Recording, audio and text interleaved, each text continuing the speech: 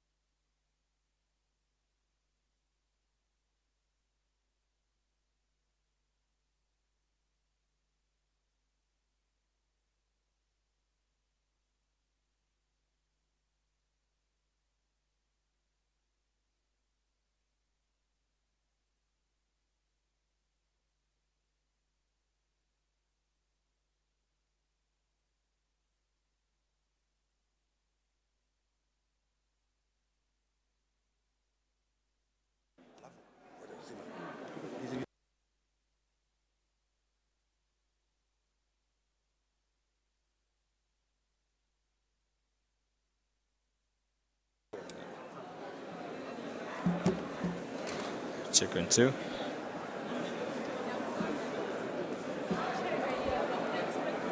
It's a good morning for everybody, ladies and gentlemen.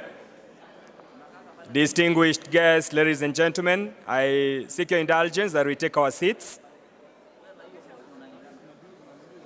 May we take our seats, ladies and gentlemen? Please request IPU President and Mr. Abramopolis to come over the podium. AU Youth on my... One second. So that is huh? Yeah, those dignitaries who are supposed to be on the podium, they are requested to kindly come over to the podium.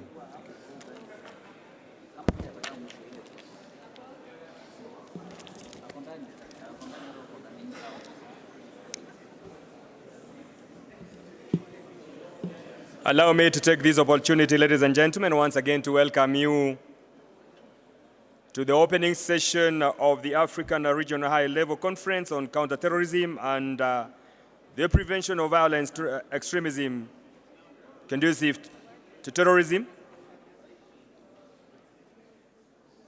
Our principal guest is already with us. That is none other than Honorable Uhuru Kenyatta, President of the Republic of Kenya and the Commander-in-Chief of Defense Forces, accompanied by His Excellency Mr. Antonio Guterres, the Secretary General of the United Nations, Mr. Moussa Faki, the Chairman of the African Union Commission, Her Excellency Ms. Gabriela, who is also the President of the Interparliamentary Union, His Excellency Mr. Dimitris, who is the European Commission for Migration, Home Affairs and Citizen, is also with us. And take cognizance and appreciate my sister, Aya, who is already with us, the African Union Special Envoy on Youth. Their Excellencies, Ambassadors, members of the diplomatic corps, ladies and gentlemen, will be joined by His Excellency, the President, and his entourage any moment from now. And that is why I'm requesting all of us to take our seats.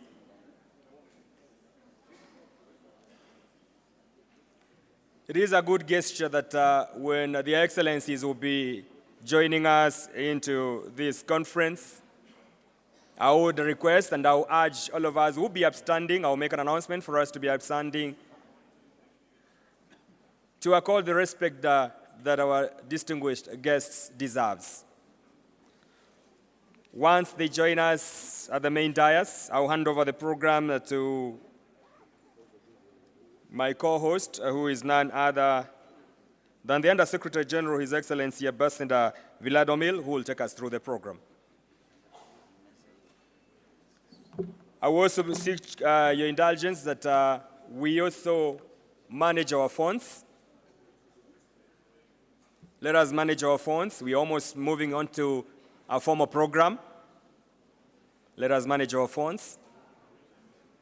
It will be prudent if you can put them on silent. It's a brief program, and then we'll have a break where you can check on a few communications that will be left on your phone. So let's manage our phones. We also reduce movements. Let's have minimum of movements now as we are almost receiving the distinguished guests.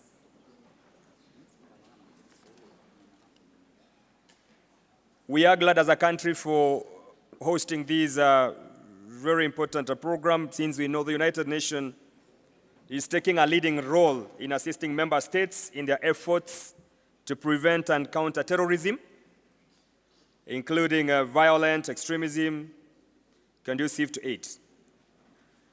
And in order for us to understand, or in order for us to enhance the understanding of terrorism threats faced by the African countries, we are all here to share good practices and lessons learned, and also to identify how cooperation among member states within the United Nations can be made more effective. So it's a session of sharing, it's a session of giving good practices, what you've done and it worked well. And I'm glad because the Republic of Kenya and the United Nations will convene, and that's why we are here, in order for us to have this conference on counterterrorism, and the prevention of violent extremism conducive to terrorism. I welcome each and every one of us who maybe this is your first time you visit Africa and also Kenya at large. Feel most welcome. Tunasema karibuni sana. Turn to your neighbor and tell him or her, karibu. Karibu. Karibu is a word that says welcome. Thank you so much.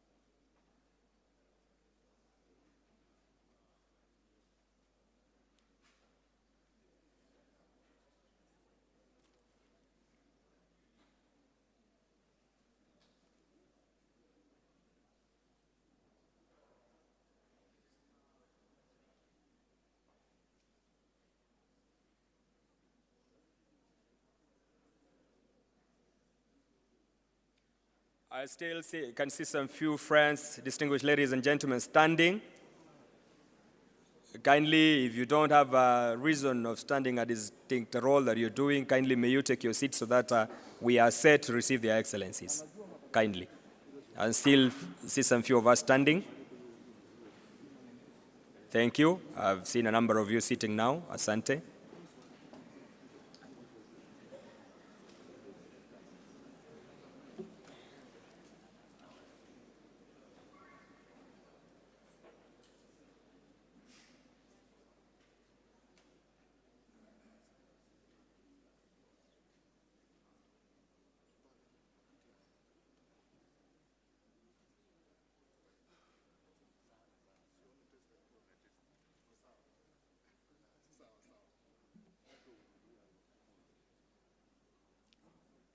I would wish not to assume the translation gears are working, so someone kindly confirm to me that I'm communicating to you.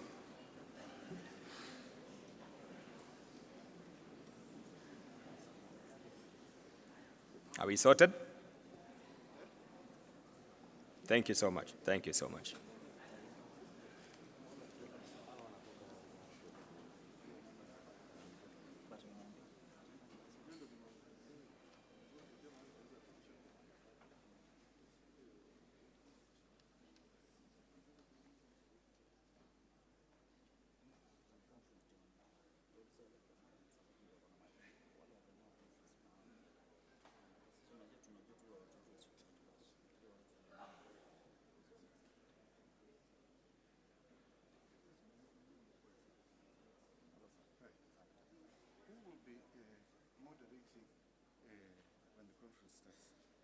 It's Abbas and Vladimir. I'll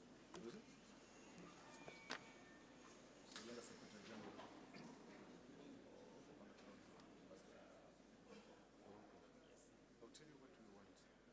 We want an announcement that when the conference is done, he invites the media to the press center, which is just next door, so that they move.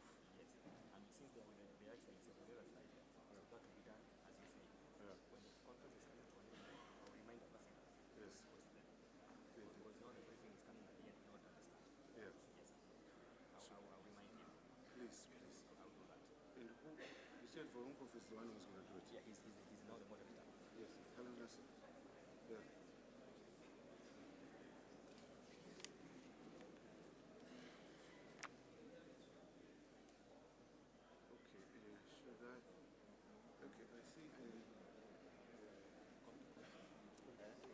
Would also wish to announce to the media houses and the press that immediately after the conference, we'll have a joint press briefing at the entry of the building. Immediately after the function is over, the president makes his remarks, we'll have a photo, then we'll be invited for a joint press briefing. Let's remember that.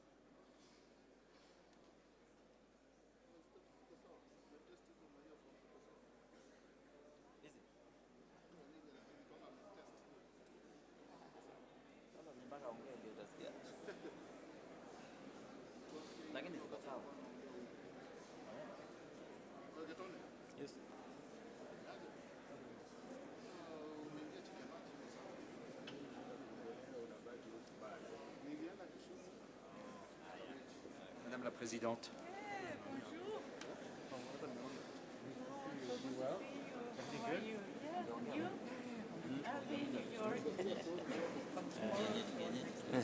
I'm Mozambique after this, and then I'm in France and in Greece. So as I said earlier, we are all welcome to this conference, and I will request all of us to be seated, those who are still standing at the back. Any moment from now, we'll be receiving Their Excellencies, the principal guests.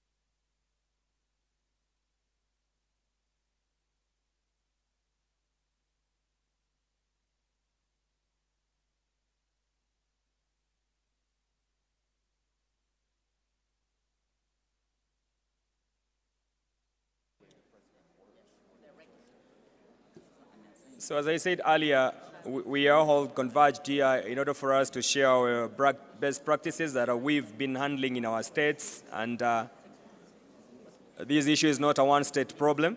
We, all of us, have engaged one-on-one on some of the aspects of it. And that's the reason we're here to share good practices and how we can forge the way forward as a state.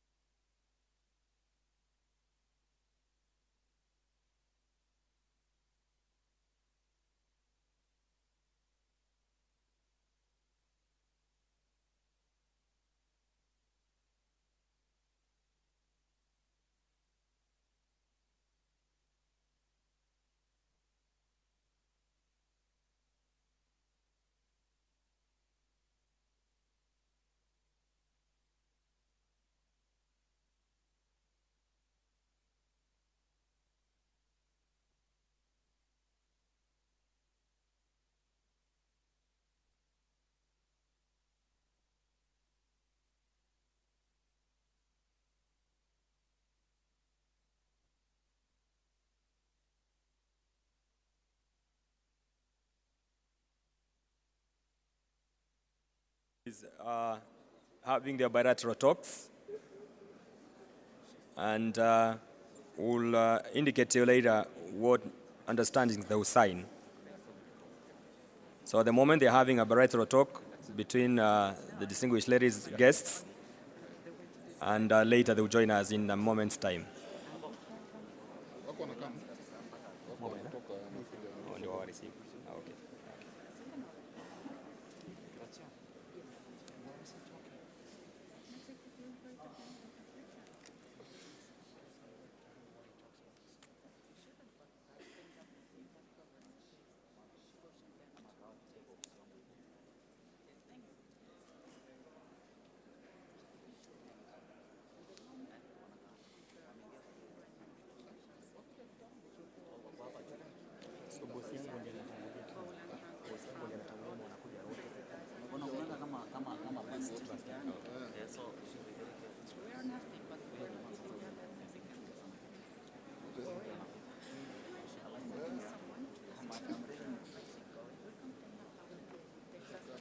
May we be ready to receive their excellencies any moment from now?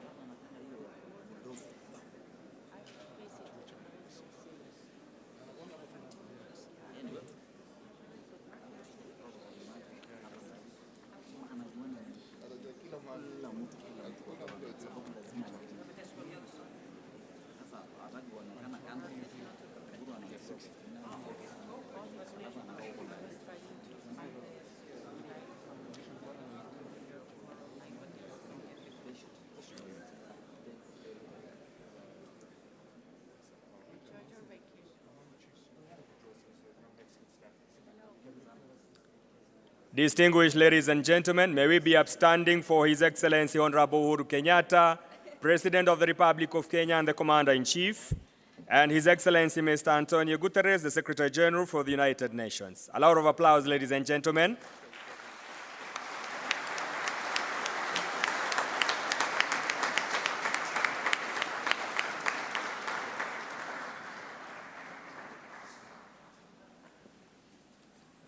Welcome, Your Excellencies.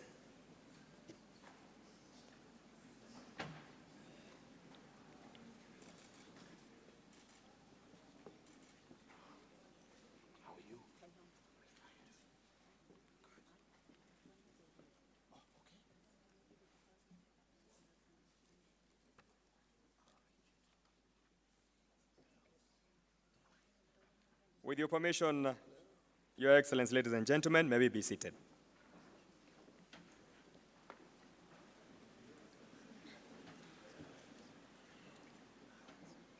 Your Excellencies, allow me to invite His Excellency, the Undersecretary General for Counter-Terrorism, Ambassador Vladimir Voronkov, to take us through the program. Thank you, sir. Thank you very much.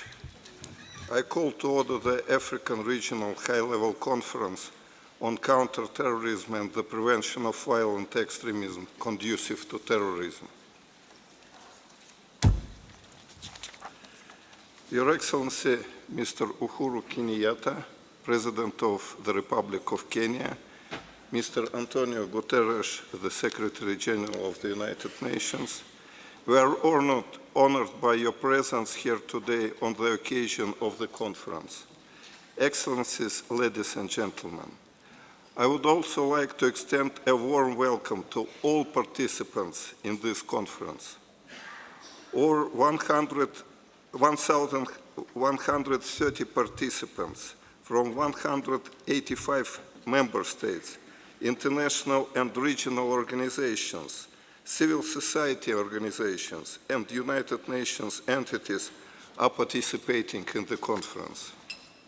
This includes 41 African member states, 59 non-African member states, 8 international and regional organizations, 15 entities of the Global Counter-Terrorism Coordination Compact, and 55 civil society organizations.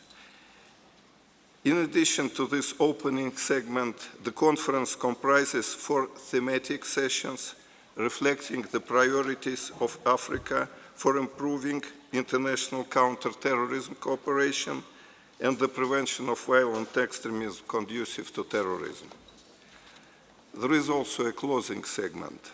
Each session of the conference will provide an opportunity to consider the challenges of terrorism in Africa today, as well as the opportunities for improving cooperation, strengthening existing partnerships, and building new ones. The first thematic session, which will start in this conference hall immediately after the adjournment of the opening segment and continue until 1:00 p.m., will consider the topic Counter-Terrorism in Africa, Innovation, Lessons Learned, and Staying Ahead of the Threat. The session will be co-chaired by Her Excellency Dr. Monica Juma, Minister of Foreign Affairs of Republic of Kenya, and Mr. Mohammed Ibn Chambas, Special Representative of the Secretary General and Head of the United Nations Office for West Africa and the Sahel. The second thematic session, which will run from 3 p.m. to 5 p.m. today, will consider the theme, Preventing and Countering Violent Extremism Conducive to Terrorism in Africa, Experiences, Good Practices, and Lessons Learned, and will be co-chaired by Mr. Miguel Moratinos, High Representative of the Secretary General for the Alliance of Civilizations, and Mr. Mohar Ben Nasser, Chairman of the National Counter-Terrorism Commission of the Republic of Tunisia. The third thematic session will take place tomorrow morning from 9:30 a.m. to 1 p.m. and will focus on the topic, Youth Perspectives on Strengthening Resilience to Prevent Violent Extremism and Combat Terrorism in Africa. It will be chaired by Mr. Ashaleke Christian Leke, National Coordinator of the Local Youth Corner, Cameroon. The fourth thematic session will be held tomorrow afternoon from 3 p.m. to 5:30 p.m. and will consider the theme, Leveraging the African Union Peace and Security Architecture and Building a New Partnership to Strengthen National Prevention and Resilience while delivering sustainable development. It will be co-chaired by Her Excellency Ms. Fatima Kouari Mohammed, Permanent Observer of the African Union to the United Nations, and His Excellency Mr. Martin Kimani, Ambassador, Special Envoy for Countering Violent Extremism of the Republic of Kenya. The four thematic sessions will take place in this conference room and feature statements from the heads of delegations from African member states and the United Nations member states as observers to the conference, international and regional organizations, and United Nations entities. Civil society representatives will have opportunities to address the conference throughout. The conference will conclude with a closing segment, The Way Forward, mobilizing the efforts of the United Nations and the international community, which will take place tomorrow from 5:30 to 6 p.m. in this conference room. I will have the honor to co-chair this session with Her Excellency Dr. Monica Juma, Minister of Foreign Affairs of the Republic of Kenya, and His Excellency Mr. Musafaki Mohammed, Chairperson of the African Union Commission. There will be interpretation in all 6 United Nations languages through the conference plenary sessions. I will stop here, and I would like to give the floor to Mr. Antonio Guterres, Secretary General of the United Nations. Mr. Secretary General, we have the floor. Your Excellency President Uhuru Kenyatta of the Republic of Kenya, Your Excellency Chairperson Musafaki Mohammed of the Commission of the African Union, Excellencies, ladies and gentlemen, all protocol observed. I thank the Government of Kenya for helping the United Nations organize this landmark conference. To begin, I would like to honor the tens of thousands of African victims of terrorism and to express solidarity with African countries that have suffered terrorist attacks that shock with their barbarity and their disregard for human life. Kenya itself has endured numerous terrorist attacks. This year alone, terrorists murdered 21 people in the Dusit Hotel complex in Nairobi, and in Wajir County, 8 police officers were killed and others injured when their vehicle struck an improvised explosive device. The threat of terrorism in Africa is spreading and destabilizing entire regions. And I am greatly concerned by the situation in the Sahel and the increasing risks in West Africa. Boko Haram and its splinter faction continue to terrorize local populations and attack security forces in northeast Nigeria and the Lake Chad Basin, despite the considerable efforts of the multinational Joint Task Force. In Mali, terrorist groups have launched regular attacks against local and international security forces, including the Bou helmets serving in MINUSMA. The violence has spilled over into neighboring countries, with an alarming number of recent attacks in Burkina Faso and Niger. There is an urgent need for the international community to support member states in this region to strengthen national capacities and resilience against terrorism. The trauma from terrorism causes lasting damage to individuals, families, and communities. In Africa, as elsewhere, terrorists continue to use sexual violence to spread fear and assert control, and children are often forced to join terrorist groups as a matter of survival. And the people of Africa continue to show great courage and resilience in challenges those who seek to spread violence and hatred. From working within their families and communities to prevent the spread of radicalization and recruitment, to serving in AMISOM, MINUSMA, the G5 Sahel, the Joint Force, the Multinational Joint Task Force against Boko Haram, and similar missions, the people of Africa are on the front line of efforts to tackle terrorism and the spread of violent extremism. I deeply believe that African peace-enforcing and counter-terrorism operations must have strong and clear mandates by the UN Security Council, backed by sufficient, predictable and sustainable financial support, namely through assessed contributions. The determination of Africans to find solutions to the scourge of terrorism is clear, and the role of women is inspirational in so many ways. We have with us women from Kenya, Mali, Nigeria, Tunisia, and elsewhere. All over the continent, women are taking matters into their own hands, engaging with local leaders, mayors, young people, children, and their fellow men to fight against exclusion, marginalization, inequality, and abuse, the conditions that led many to radicalization and conflict. Their experiences also tell us that radicalization, terrorism, and conflict cannot be resolved through enforcement alone. For terrorism to be defeated, it is essential that Africa counter-terrorism is holistic, well-funded, underpinned by respect for human rights, and most importantly, backed by strong political will. And this is also true of operations mandated by the UN Security Council. We must not allow terrorism to undermine the great progress that is being made on this continent. Africa remains a top priority for the United Nations. We share common goals, particularly on delivery of the Agenda 2063, in full alignment with the 2030 Agenda for Sustainable Development, and our joint aim for an integrated, prosperous, and peaceful Africa.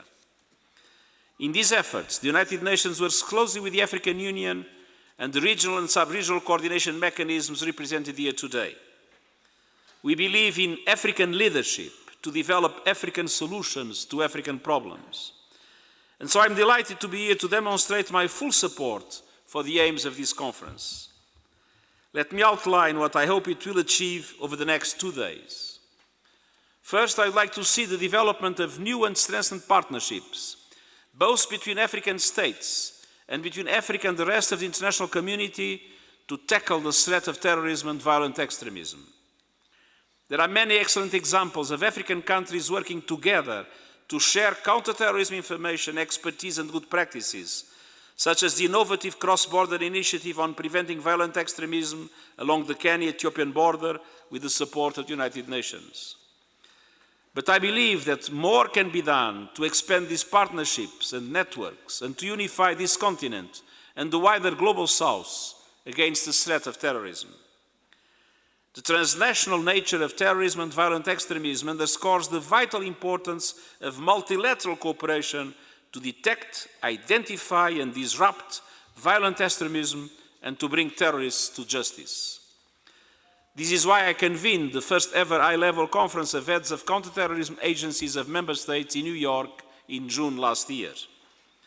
In my chair's summary to that conference, I promised that the United Nations would work with member states to organize regional conferences on key thematic issues to sustain momentum and to feed into the next high-level conference in June next year.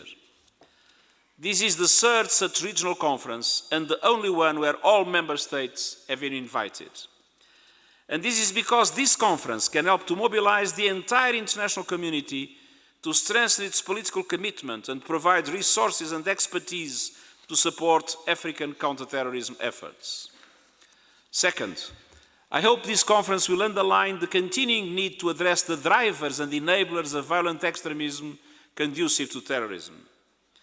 Nothing can justify terrorism and violent extremism, but we must also acknowledge that they do not arise in a vacuum.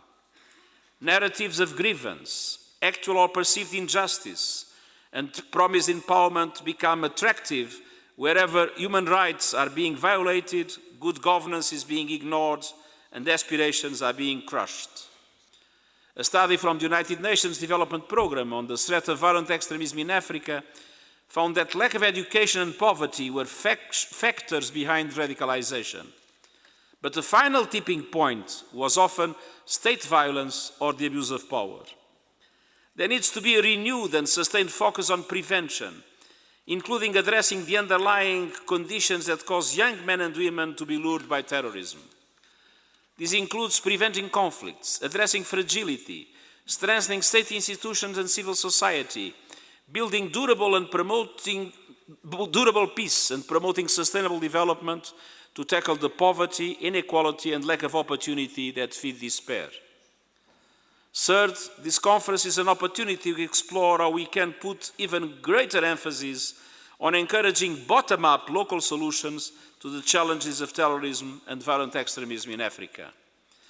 We all know that there is no one-size-fits-all approach to address the conditions conducive to terrorism. So we need to engage effective communities and decentralize our efforts wherever possible to reflect local realities. This means adopting comprehensive and inclusive all-of-society approaches to preventing and countering terrorism at the grassroots level.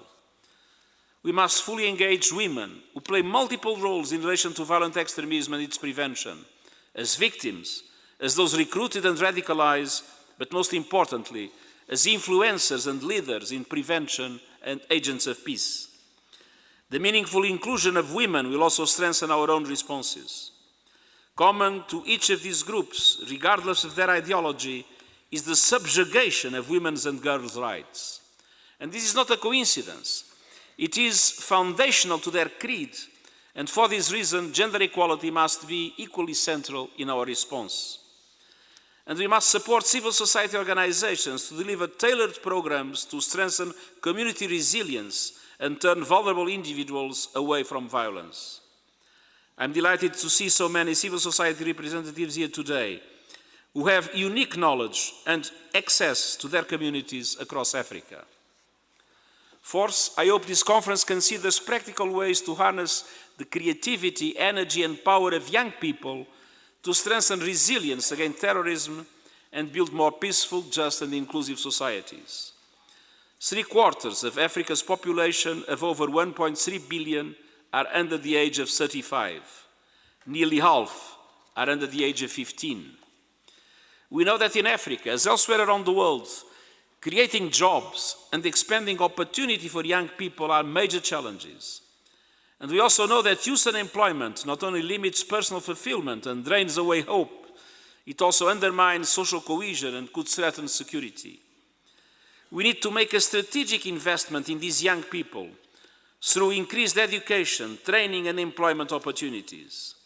Indeed, job creation for young people must be at the center of any development strategy and any form of international cooperation. As set out in the 2050 Amman Declaration on Youth, Peace and Security Council Resolution 2250, young Africans should also be fully involved in developing and implementing strategies and activities to prevent and counter violent extremism conducive to terrorism. With the rise of misinformation on social media and the internet, young people also need education and empowerment to denounce manipulative narratives, xenophobia and hate speech, which can all lead to online radicalization. I look forward to hearing youth perspectives through this conference, and especially in tomorrow morning's session. Fifth, I urge this conference to exchange ideas on how we can further support the victims and survivors of terrorism, including victims of sexual violence and children exploited by terrorist groups. Victims are extremely powerful and credible messengers. Their experiences put a human face to the impact of terrorism and help to counter the distorted narratives of terrorists and violent extremists. When we listen to the voices of victims of terrorism, uphold their rights, and provide them with support and justice, we are reducing the lasting damage done by terrorists. And so I'm delighted that the United Nations will convene the first ever Global Congress of Victims in New York in June next year. Finally, I hope this conference will consider how the United Nations can enhance its counterterrorism support to African member states and regional and sub-regional organizations. When I became Secretary General, I was determined to reform the United Nations counterterrorism architecture to meet the growing needs of countries around the world.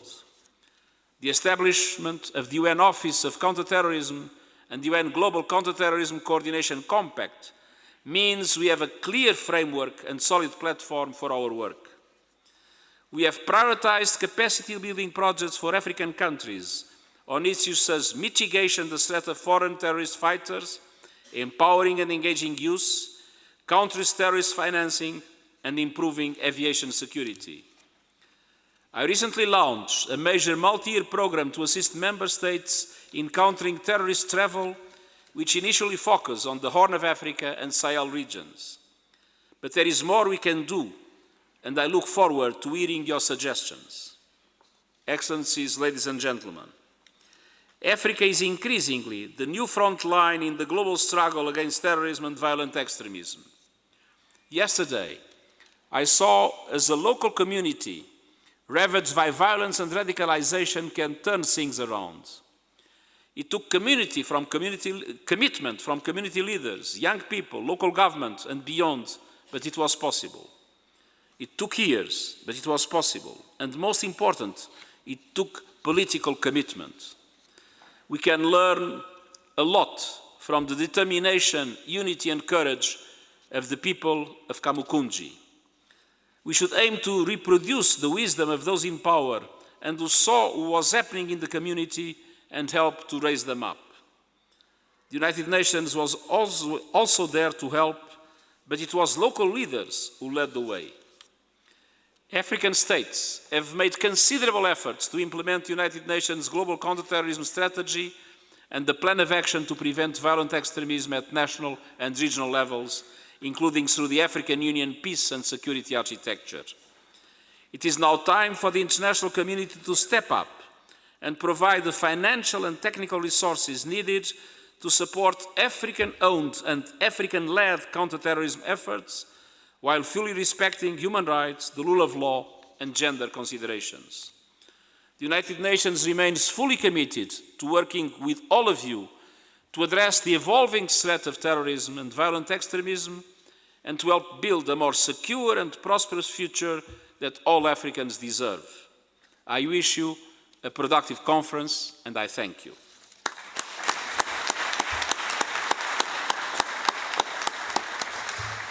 I thank United Nations Secretary General Antonio Guterres for his statement.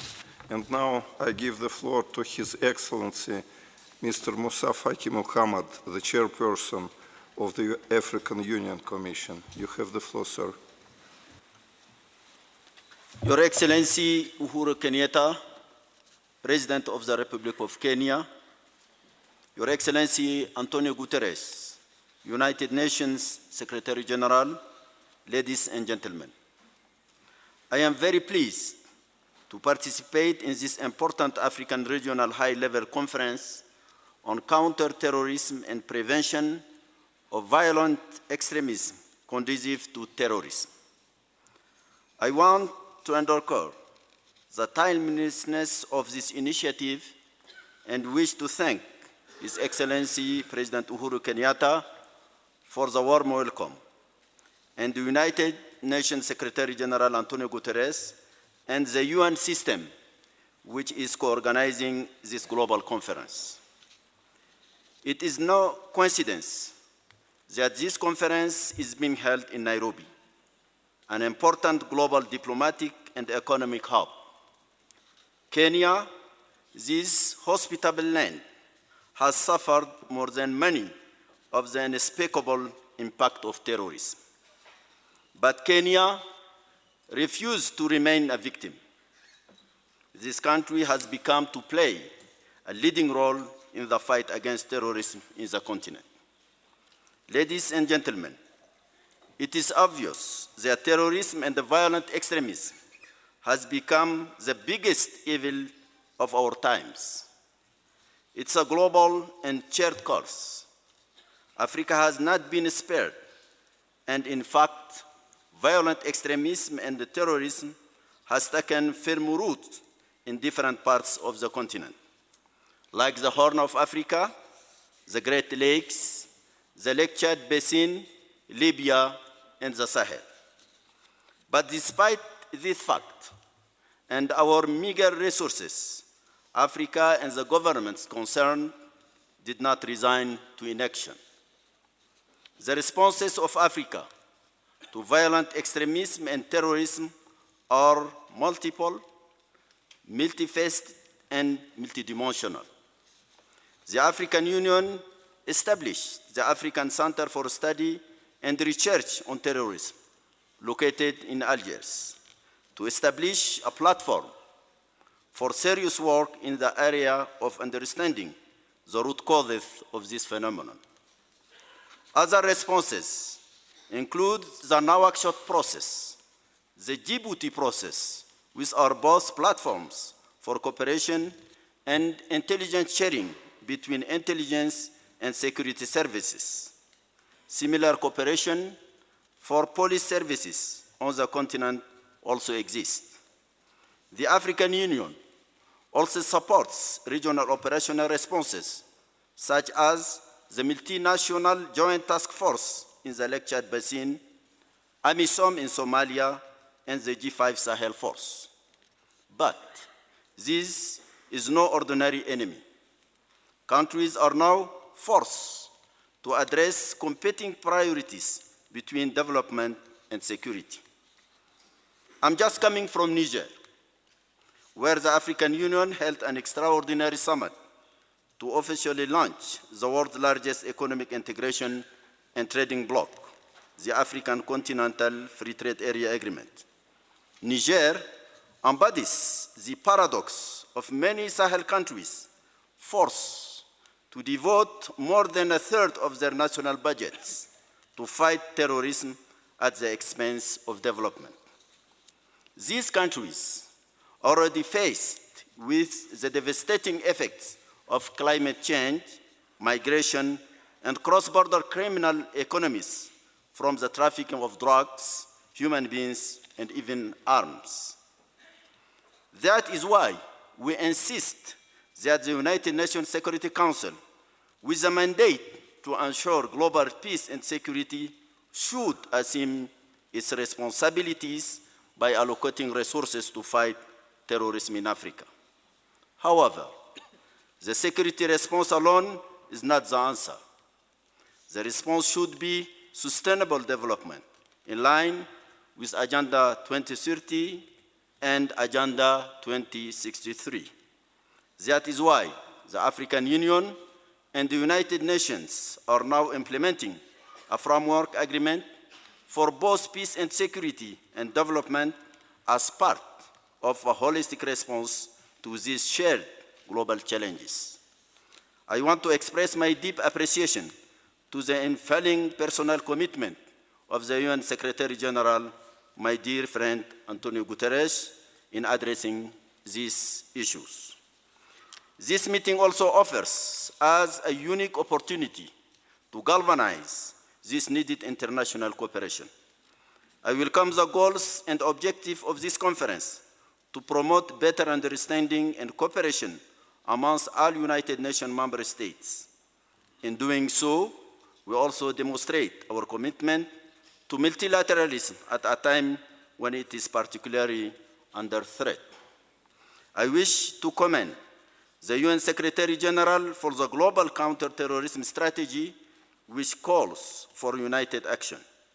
The African Union stands ready to partner with the United Nations and international partners in this vital initiative.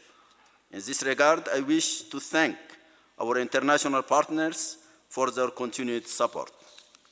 But, frankly, ladies and gentlemen, we now have to implement our strategies. We need to act, and we need to act now. I therefore wish you fruitful deliberations and look forward to your practical recommendations. I thank you.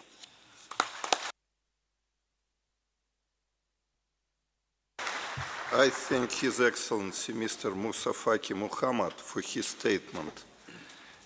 And now I give the floor to Her Excellency Ms. Gabriela Cuevas Baron, President, Interparliamentary Union. Gabriela, you have the floor. Your Excellency, Mr. Uhuru Kenyatta, President of the Republic of Kenya, United Nations Secretary General, Mr. Antonio Guterres, Mr. Vladimir Voronkov, thank you very much for this wonderful invitation and the opportunity to work together.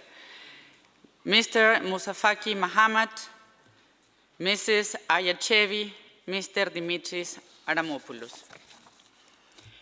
Terrorism is not the spirit of religions.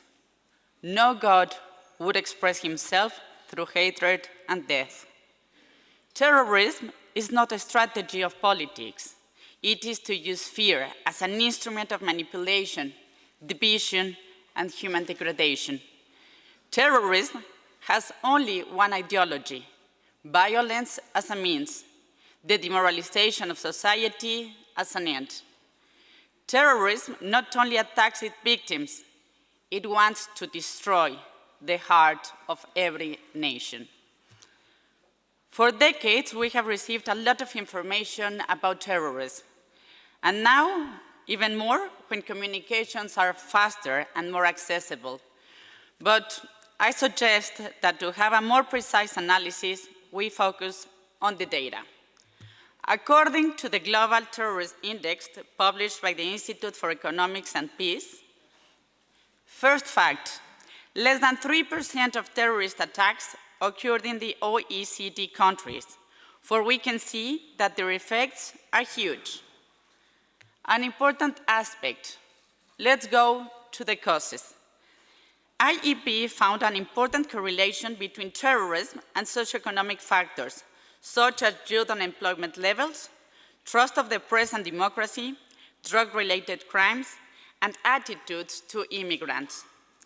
According to this and other studies, in OECD countries, the only way to end terrorism from the root is to combat marginalization, inequality, and discrimination, and implement real policies of inclusion and belonging for young people. Does this mean that every migrant or young person without a job is a terrorist? Of course not. What the data tell us is that we have to eradicate the conditions that generate an enabling environment for terrorists to recruit our young people. It urges to avoid that the psychological, emotional, technological, and cultural aspects of modern societies do not isolate our young people in such a way that drains them from all sense of life. Fact number 2.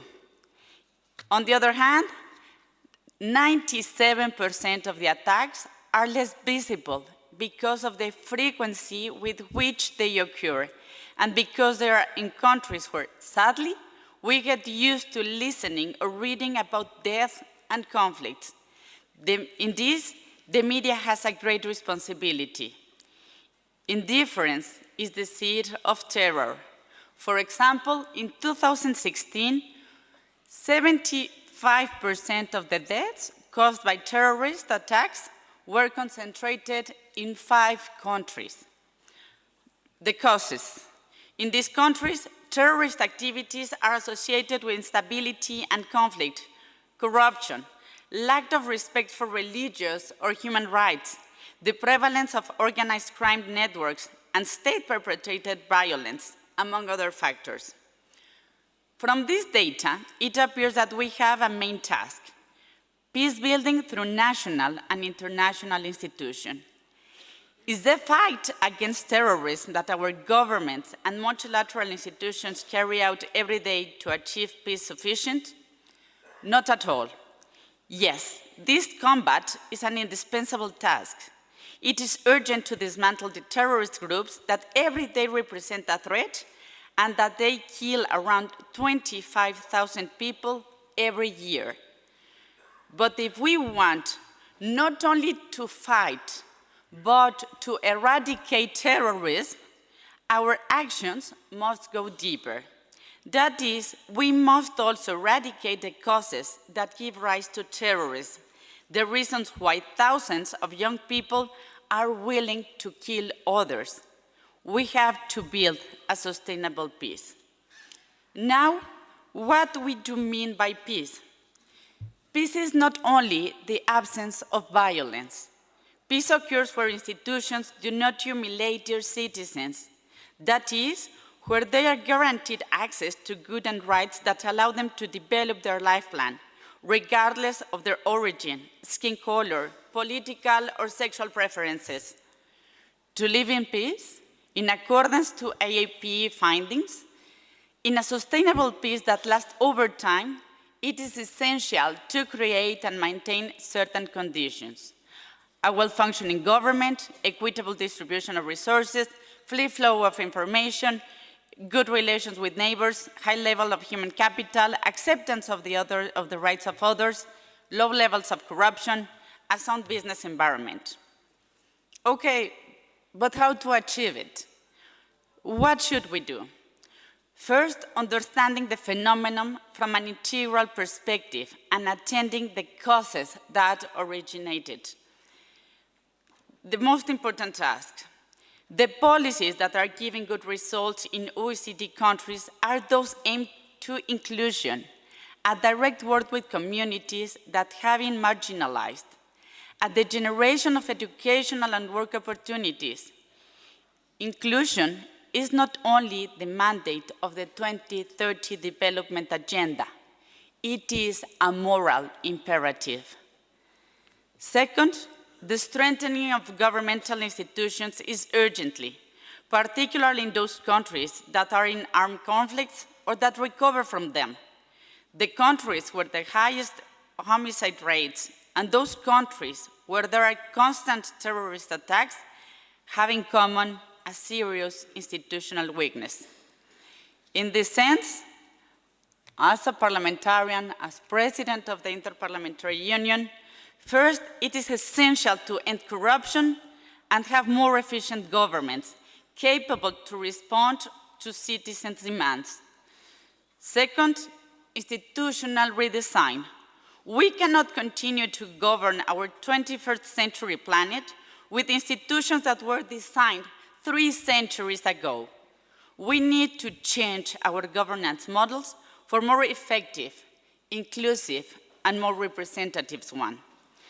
And 3, the local sphere has a lot to say. It is necessary to remake the social fabric from our communities. Here, not only parliamentarians play a crucial role as popular representatives, but also majors. Third, the response to terrorism cannot be made with the same weapons or rules as the terrorists. Restricting liberties, hurting democracy, generating authoritarian governments is not the answer. The voice of terrorism is that of fear. It cannot be the state that echoes and instills more fear in the population. The answer is in a more democratic and more inclusive model, in governments deeply committed to human rights and policies to promote respect and tolerance, in governments that promote political participations, that citizens know they are part of their collective destiny through the implementation of mechanisms of deliberative democracy. Fourth, promotion, respect, and defense of human rights. There is no trade-off between human rights and security. It is a false premise commonly used by authoritarian regimes. Countries where respect for human rights, and in particular religious rights, are promoted and more open, tolerant, and peaceful communities. And extremism is not fought from the other extreme. In fact, one end is fed with the mere existence of the other. A true fight against the causes of terrorism is made from tolerance, respect, love for humanity, regardless to our differences. But this must be promoted with educational policies that show our children the different faces of humanity. Like Octavio Paz said, I am not, there is no me, it is always us. 5, in addition to having a direct responsibility in this task, specifically, the more than 46,000 parliamentarians from all over the planet have duties and clear commitments in which we are working to prevent and combat terrorism. We are working coordinated with the United Nations. The Interparliamentary Union already signed a memorandum of understanding with the United Nations, and we are fully committed to work into this route. B, legislation. In this way, we have short-term and long-term legislation. When it goes to short-term, it is essential to generate better regulatory frameworks in matters that are clearly linked to crime and terrorism. Money laundering, human trafficking, migration, human rights, legislation and policies to protect victims, mostly women and children, among others.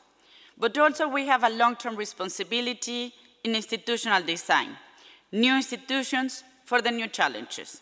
C, budgeting, understanding inclusion as a mandate. Budget allocation is the most important public policy instrument in a country. Inclusion must be its priority. The oversight. The devil is in the details. A work of better implementation of our international commitments and national responsibility is necessary. It is necessary that this oversight also reviews the full validity of human rights and freedom. E, representation. The social ties are more necessary than ever.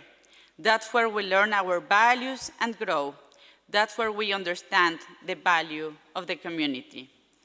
Through the Interparliamentary Union, here we are legislators from 179 countries with strong political will. We are working committed to the construction of a planet in peace, a safe, just, democratic, tolerant planet.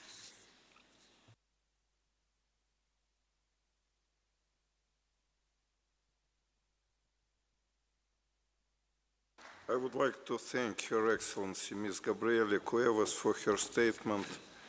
And now I give the floor to His Excellency Mr. Dimitris Avramopoulos, European Commissioner for Migration, Home Affairs and Citizenship. You have the floor, sir. Thank you, Vladimir. Thank you. Your Excellency, Mr. President of the Republic of Kenya, Secretary General Antonio Gutierrez, Ministers, Excellencies, ladies and gentlemen, let me start by expressing our warmest thanks to the Kenyan government and the United Nations Office for Counter-Terrorism, in person to General Voronkov, for organizing this meeting, this conference on the prevention of violent extremism. It couldn't be more timely and topical event. It is a great pleasure for me to represent here the European Union. As the European Commissioner responsible for migration, homeland security, home affairs and citizenship, I can tell you and share with you that I have personally witnessed two key challenges that link the European and African countries. The multiple terrorist attacks in Europe and Africa, and the crisis of human displacement arriving on our shores.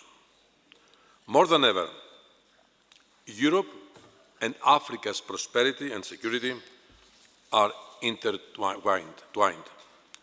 We need each other to address these global issues, and this event today is a unique opportunity, but also a common challenge and duty.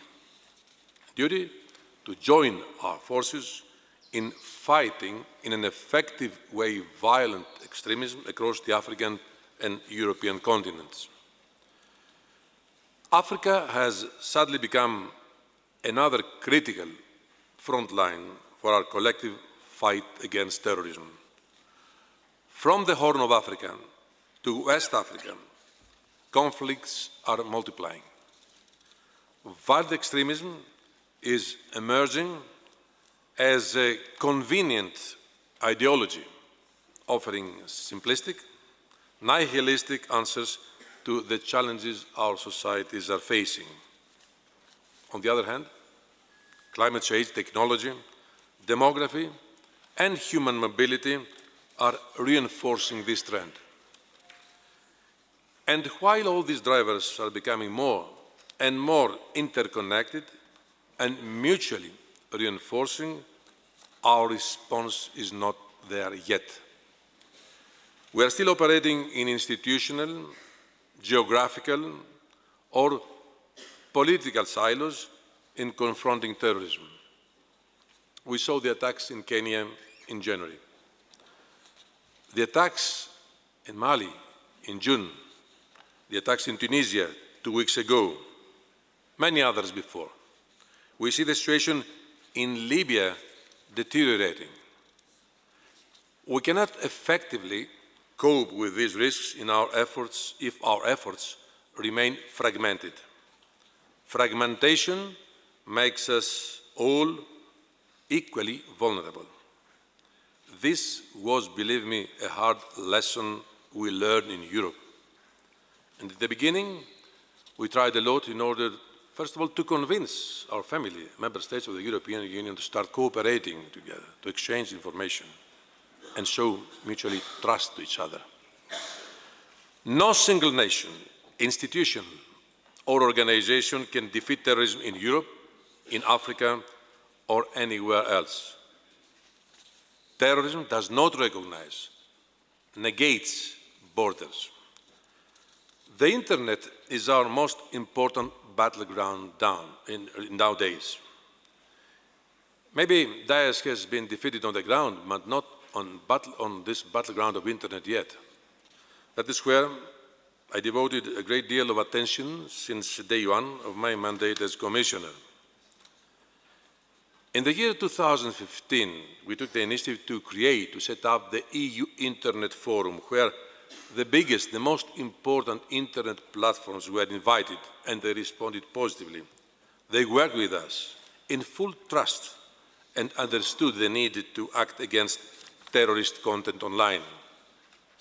When we saw that we needed more companies to sign up, to come on board, we proposed legislation to ensure everybody in the future acts against terrorist propaganda. The same challenges appear across the globe. We saw the online propaganda as a catalyst for terrorist attacks in the United States and recently in New Zealand. This challenge is common also for Kenya and the whole African continent. As citizens become more and more connected, it is the Internet that is our most important frontier against radicalization. Prevention, not just reaction, should be our priority. Our societies need to be nurtured to become more resilient to violent extremism. Hard security measures are only one side of the coin. Trust Trust is the key word and should translate in practical terms by exchanging more information and intelligence. Societal measures to remove the root causes of violent extremism are equally important. Investing in education, as Mr. Guterres mentioned before, is a shield against radicalization and a driver in promoting tolerance. National mechanisms for monitoring radicalization in prisons and after release are indispensable. Also, a fight against nationalism and populism. These big threats for our democracies, for our cohesion. De-radicalization, rehabilitation, and reintegration go together to prevent the further spread of terrorist ideology. The collapse of Daesh increased the risk from the relocation of foreign terrorist fighters. Their dispersion means that the virus of extremism can spread further and wider. I know this issue is of great concern for Kenya, with the recruitment of hundreds of young Kenyans in Al-Shabaab. Stronger external borders, reinforced information sharing, more trust and closer cooperation between neighbours has been our approach to deal with travelling fighters in Europe. You, the African countries, are the key players and our key partners in the fight against terrorism in this region.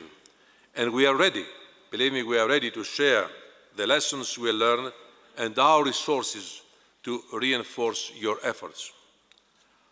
Our partnership so far has focused in particular on the Horn of Africa and the Sahel.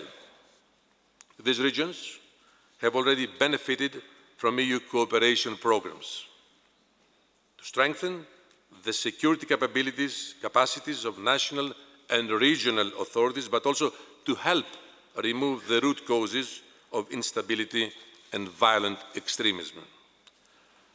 Our first counter-radicalization project outside the European Union was here in Kenya. The project Strive Horn of Africa and Strive Kenya have been reinforcing peace, stability, and inclusive economic cooperation for youth in marginalized areas in Kenya. These initiatives can make a difference and change things on the ground. Excellencies, ladies and gentlemen, personally I'm a passionate multilateralist. We all know that this is our most important achievement after the Second World War. We have to maintain it and make it stronger, and I fully agree with the Secretary General has been advocating during the last 2 years and more. The roles of the African Union and the United Nations are essential, and I want to stress how much I supported and encouraged the initiative of Mr. Guterres, the Secretary General of the United Nations, to set up the Office of Counter-Terrorism at the beginning already of his mandate and put security on the top of the global agenda, which was not the case before. In April, we signed a cooperation agreement with the Office of Under-Secretary General Voronkov, and I'm very pleased that we have put our collaboration on even stronger footing. This can be a template also for African countries and the African Union. Together, we are larger than the sum of our component parts. We live in an interconnected world. Effective action against terrorism requires a concerted, multilateral, and multi-faceted response that is global, regional, and national, with a focus on impact at the most local level. The European Union can be Africa's closest partner and ally in this effort, and not only there. All fields of cooperation are open and invite us to do more together in a spirit of shared responsibility, true partnership, and genuine trust. And this is the last and most important thread that should prevail in our relations. trust. Thank you very much for your attention. Thank you, Dimitris, for your statement. And now I would like to give the floor to Ms. Aya Chebia, African Union Special Envoy on Youth. You have the floor, Madam. Thank you very much. Your Excellency, Uhuru Kenyatta, President of the Republic of Kenya, Your Excellency, Antonio Guterres, Secretary General of the United Nations, Your Excellency, Moussa Faki, Chairperson of the African Union Commission, Excellencies, distinguished guests, young people, ladies and gentlemen. Ni heshima kubwa kiwangu binafsi, hasa kwa vijana kutoka bara la Afrika, kuungana nani hivi leo na kuhutubia kongamano hili kuu kuhusu masuala muhimu kwetu vijana na Afrika.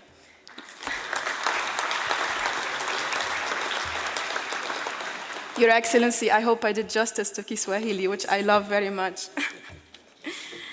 Thank you, Excellencies, for convening us today on this crucial issue that is at the heart of the realities and challenges that we face as African youth, especially the most vulnerable in our communities, refugees and migrants.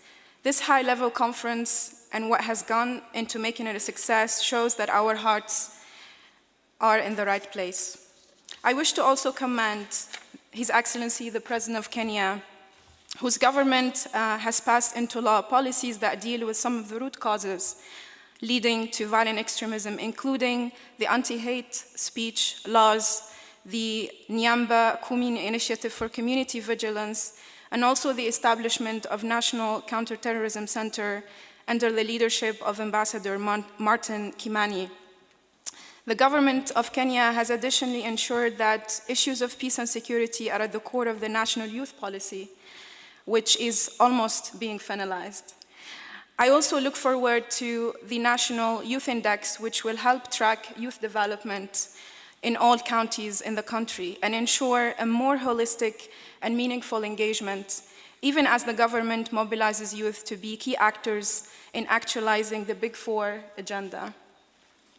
Distinguished ladies and gentlemen, it is important to acknowledge that the tendency towards violent extremism does not emerge from a vacuum. The socio-economic and political marginalization and disaffection of youth on the continent and around the world are catalysts for joining violent extremism. In 2013, my cousin was radicalized by Daesh at the age of 22, and he decided to go fight in Syria. At the time, he just graduated from university. He actually had an engineering degree. It was a tough experience to go through in the family and the community, which made me think, why youth like my cousin choose this path, while I have chosen nonviolent activism, and we both grew up with the same education and the same background. An accurate understanding of the factors leading to radicalization is essential in order to have an African and global effective response to it. We need to prevent radicalization in the first place and address the need of youth to find nonviolent social and political identities. First and foremost, this is a question of narrative. Unfortunately, when we talk about African youth, or when the African youth get the world leaders' attention, they're spoken about as perpetrators of violence, as a dangerous class, as a number of unemployed, as migrants dying in the Mediterranean, as a youth bulge. But they are not spoken about as the generation of peace builders, of change makers, that actually changed the course of history, that revolutionized technology, that inspired new ways of activism and citizen engagement. African youth, especially young women, do not resign themselves to the hardships of their situations, but they are using their agency, creativity to build the Africa we want. Young people like Fatma, founder of Horn of African Development Initiative, who has done amazing work in using sports for peace, or Karin of Footprints for Change, working with youth on civic engagement, peace building, and leadership development. And Christian, I think he's one of the participants here, who has done significant work in his home country, Cameroon.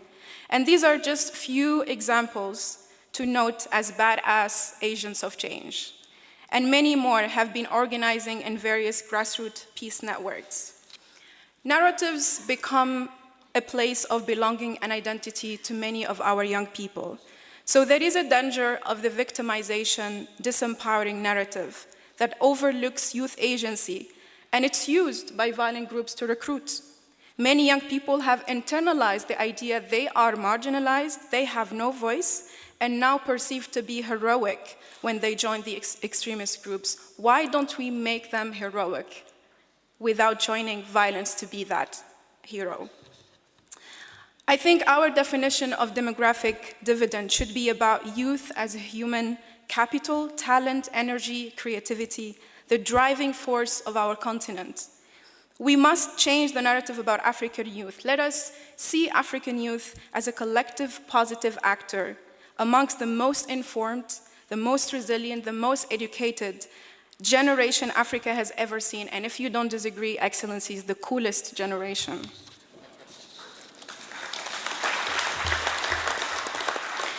Then there is the question of waithood, waiting for adulthood. We have a generation trapped in the state of waiting because they are in constant negotiation to find their political and financial freedom. It's about the livelihoods of our young people who are barely surviving, who do not understand the contradictions of our times. To be the most youthful population, 60% under 30, and yet the most insecure and marginalized. Do not understand why government extend retirement age while a large part of our population are young. When individuals are deprived of their political, socio-economic rights, they're more likely to be awarded and rewarded when they join these violent groups. This is also very linked to the question of dignity and equality. While unemployment is often emblematic of systemic sources of marginalization, it is not the status of unemployment itself that leads to youth radicalization. It is the perception of injustice. Unemployment needs to be addressed more seriously on the continent, but jobs alone do not address deep-seated awareness and experience of injustice. When injustice is perceived, young people look at these violent groups as legitimate fighters, not as perpetrators of violence. Our fight against violent extremism must begin with dismantling and ending inequality in achieving our Sustainable Development Goals and Agenda 2063. We must invest in entrepreneurial spirit, not just entrepreneurship for creating jobs, but in the space of innovation. The future of work needs to be about dignity. Young people don't want just jobs, they want jobs with dignity. So the peace, security, and development nexus is crucial in addressing violent extremism, which has to be bottom-up approach, with grassroots focus, with a commitment to inclusion and centering development around people most marginalized by poverty and injustice. We need a word that is collaborative, that is emotionally intelligent, centered around human development and empowerment by prioritizing basic provisions for citizens and strengthening communities, which will become the biggest defense against violent extremism. We must work with youth-led grassroots community, civil society organization doing CVE work. This issue requires partnership across sectors and organization sizes. It requires building trust and solid bridges with the most affected communities. Our topic today is also a question of governance that should deliver the health, the education, the services that our citizens deserve. Because where there is an absence of these services, violent groups become economic and social actors. It is also very legitimate to ask for greater affirmative action towards youth representation in mainstream government and appointments. This was the secret of the independence generation.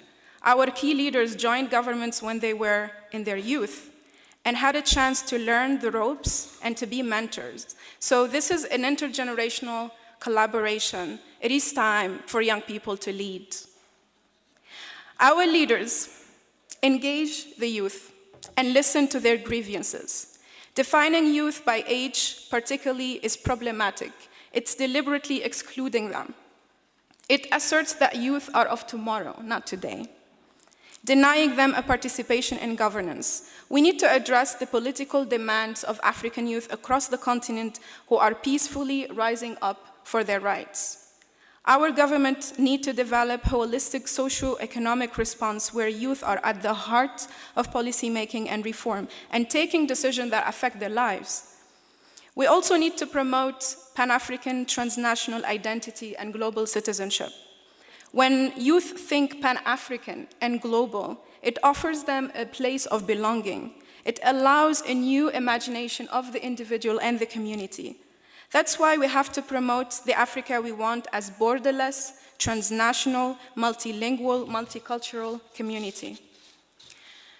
And I believe that our Pan-African policies at the African Union will create the dynamism needed through the African Continental Free Trade Area, intra-trade, single market, e-governance, open borders, Pan-African universities, Youth for Peace and Mediators programs, and other flagship projects of Agenda 2063.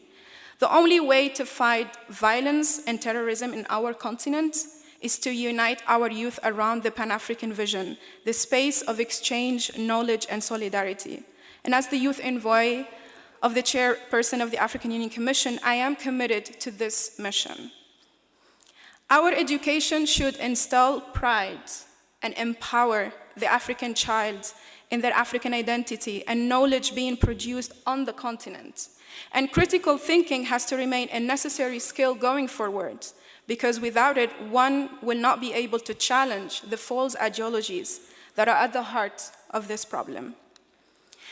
And this is the time that we have to get this right and pay attention to the fact that youth are facing unprecedented levels of anxiety and depression from our challenging times. Adding more to that by putting burden on the millennials to save the world and to fix all the problems. Be the leaders, be the entrepreneurs, be this, be that. I mean, just let the youth be whatever they want to be. And to exist and to be empowered, they will come up with the solutions and they will contribute positively to the society. Excellencies, African and global leaders, we should not let fear drive our decisions around the world. But more than ever, we need a leadership of courage that is not just responsive, but empowering. Projecting into the public imagination a rhetoric of fear to justify the treatment of youth as potential terror suspect is not the solution. Translating this perception of fear into collective punishment of African youth through discriminatory policies is not the solution, and can even add to their grievances and further radicalize disaffected youth. The solution is intergenerational cooperation in sustainable partnerships with communities and young people. This is not the time for exclusion and marginalization, and it's not the time for polarization. This is the time for intergenerational co-leadership, honest governance, young peace builders making the headlines and the news. In 2013, my cousin was de-radicalized through our family and community support and our local government engagement. He started a gym project in our village because he wanted to make a difference and inspire the unemployed youth in his community to believe in themselves, to serve in their community. Excellencies, the youth are calling for attention to their being and becoming. To build their trust in institutions, we need to reframe the radicalization debate so they can be perceived as part of the solution, not the problem. We need to articulate a story of hope, and I can't find words better than the Tunisian poet Abul Qasim al-Shabi, who expresses in his poem, The Will of Life, this hope. And sorry, I'm going to say a few words in Arabic. في هذه الأوقات الصعبة نحتاج إلى التعبير عن قصة أمل لشبابنا، ولا يمكنني أن أجد أفضل من كلمات الشاعر التونسي أبو القاسم الشابي الذي يعبر في قصيدته إرادة الحياة عن هذا الأمل، عن الحرية، عن الرغبة في العيش والمساهمة في المجتمع، ويقول: إذا الشعب يوماً أراد الحياة فلا بد أن يستجيب القدر ولا بد لليل أن ينجلي ولا بد للقيد أن ينكسر. شكراً. أسانتي سانا.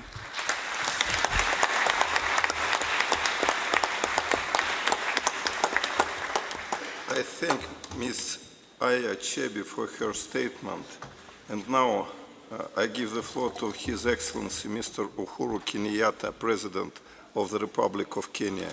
Your Excellency, you have the floor. Thank you. Your Excellency, Mr. Antonio Guterres, Secretary General of the United Nations, Your Excellency, Mr. Musa Faki Mohammed, Chairperson of the African Union Commission, Your Excellencies, Ministers, Commissioners, Special Envoys, Ambassadors, High Commissioners, and other senior officials.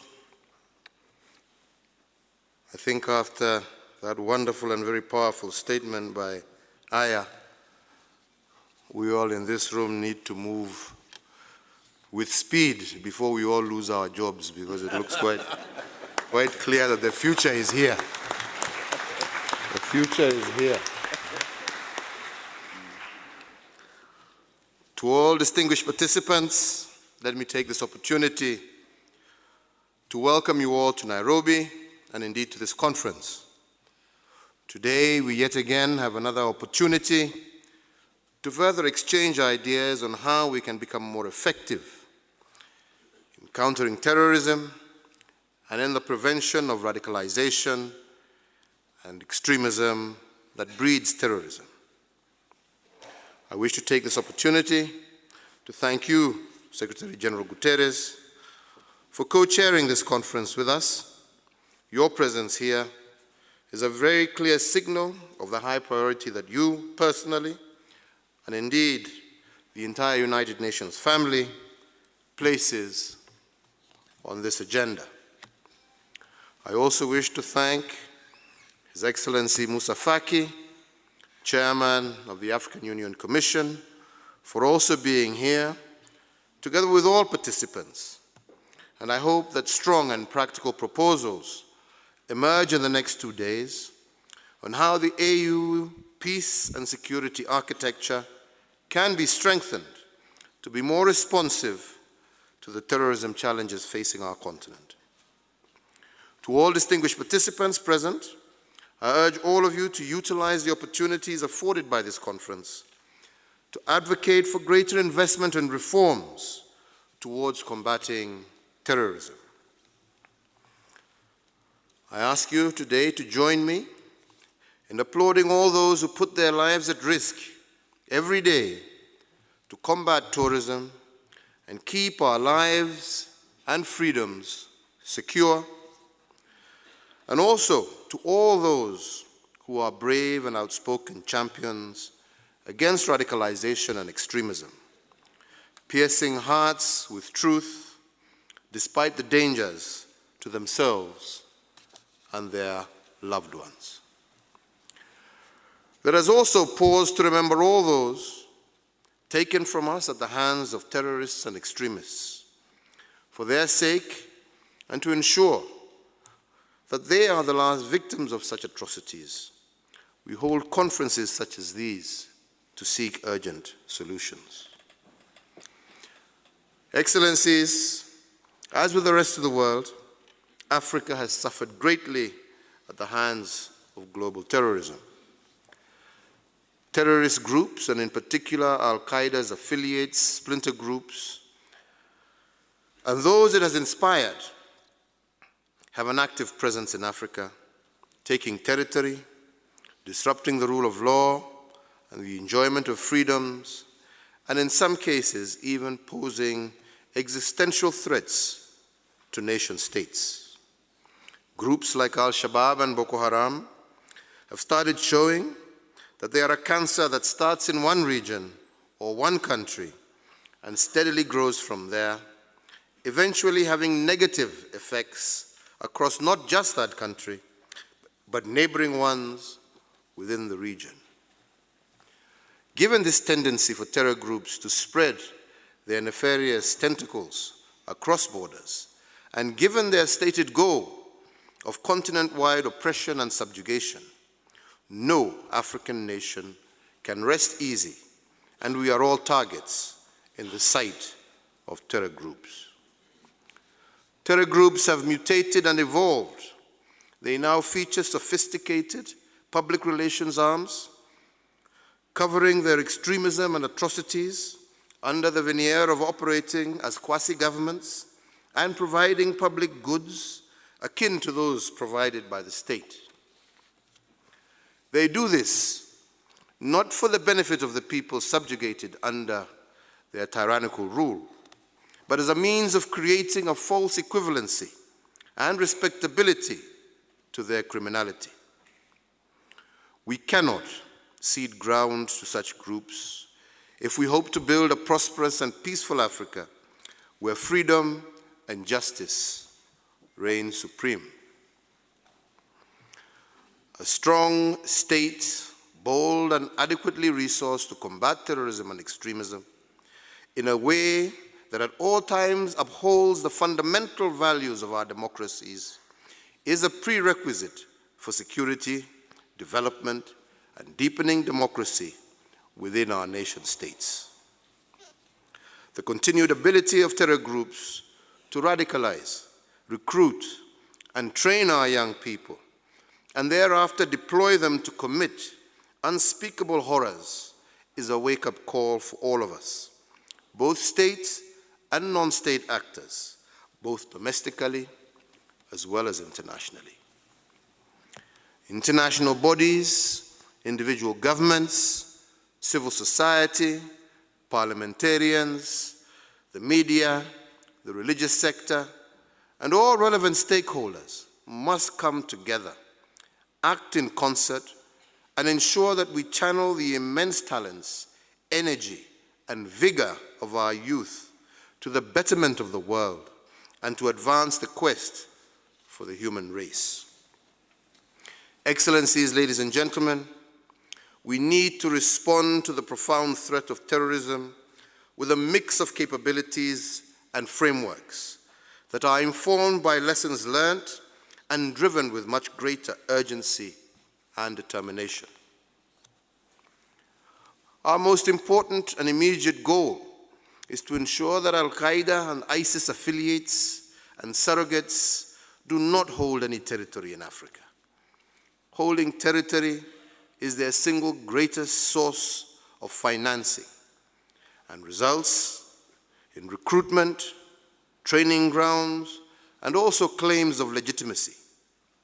They exploit investment, trade, and humanitarian spaces to sustain their evil campaigns. The result of this reverse development has increased the phenomenon of internally displaced persons and contributes to general social and political instability in states, nations, and regions. The hard lesson we have learned is that multinational military missions that deny terrorist territory need to have strong mandates, appropriate force enablers and multipliers, and be deployed alongside a comprehensive terrorism sanction regime and implemented together with a political strategy for stabilization and the delivery of services to the population if they are to be successful. These necessary measures require extensive support in terms of funding, logistics, legal frameworks, and multilateral cooperation, but are more than worth it when one considers the countless lives saved, dignities protected, and the protection of economies and fundamental values that result from such investment. Distinguished participants, we cannot just react to terrorist acts. We must do more to prevent incitement as well as recruitment. Here in Kenya, I am happy to report that we have built a robust prevention response underscored by the development of county action plans to counter and to prevent violent extremism, which have devolved terrorism prevention to the local level. The 47 county action plans in our 47 counties bring together the security services, administrators, civil society, and ordinary citizens to prioritize collective actions that are measurable as well as time-bound. Their efforts will be complemented by a student safety and security mechanism that our Ministry of Education has developed and will start rolling out in the next few months. Its goal is to protect our children from multiple threats to their well-being that may make them vulnerable to radicalization. This intervention is in addition to my government's broad-based enhancements with regard to the quality and access to education, as well as to employment and self-enterprise opportunities after education to give dignified work to our young men and women. In tandem, the two go a long way towards denying extremism a fertile ground within which extremism cannot take root. Every nation in Africa needs to do more to develop and deploy strong disengagement, rehabilitation, and reintegration capabilities. Over the last 3 years, Kenya has prioritized this area by implementing legal and policy tools, in addition to working closely with local groups and civil society. Already, we have seen positive results from our endeavors, including hundreds of individuals, many of them returning terrorist fighters, turning away from terrorism, and leading the fight to similarly rescue others who remain trapped in the throes of extremism. Your Excellencies, ladies and gentlemen, terrorism is a Pan-African threat that requires Pan-African responses and solutions. I call upon the African Union to generate a powerful political consensus for confronting and defeating terrorism and all other forms of violent extremism that are conducive to terrorism. As a continent, we must speak boldly and with one voice, declaring to the enemies of freedom that we shall not relent, and at the end of the day, we shall and must prevail. I urge this conference, the African Union, and United Nations summits to come to deliberate and develop dynamic solutions that deny groups such as Al-Qaeda, ISIS, Boko Haram, Al-Shabaab a foothold and a space to grow within Africa. Discussions and solutions should propose multifaceted approaches to combating terrorism, extremism, and radicalization that confronts the vice on the battlefield, in places of worship, in marketplaces, in our schools, as well as our homes. Internal capacity of African states must be enhanced and cross-border and multilateral efforts geared up. In that regard, the African Union's peace and security architecture can respond to these needs by receiving input and guidance from member states. And I trust that the commitment shown by the United Nations, and in particular Secretary General Guterres, will translate to measures that enable the AU advance our continental fight against terrorism. Your Excellencies, ladies and gentlemen, we have the means and resolve to win this fight, and our people demand we take the urgent steps that are required for that victory. The victory that will exemplify the goodness of humanity. Kenya will stand alongside all of you in this mission. I thank you for the work that you do every day to make the world safer and better, and I wish all of you a very productive conference, and an enjoyable stay in Nairobi and in Kenya as a whole. I thank you for your attention.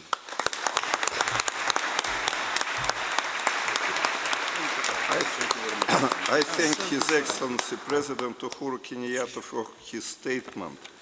I thank again His Excellency President Kenyatta and Secretary General Guterres and other panelists for honoring us with their presence at the opening session. The opening segment is now concluded. I invite all delegates to remain seated for the first thematic session, which will begin immediately and will be chaired by Her Excellency Dr. Monica Juma, Minister of Foreign Affairs of Republic of Kenya, and Mr. Mohammed Ibn Chambas, Special Representative of the Secretary General and Head of the United Nations Office for West Africa and the Sahel. I would like to invite chairs to occupy these places.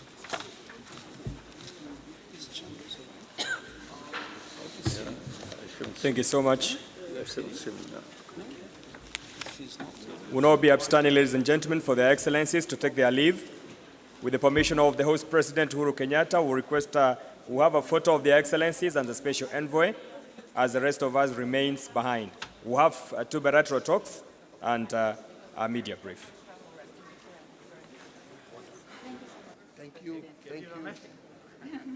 Muito obrigada. Também Portugal.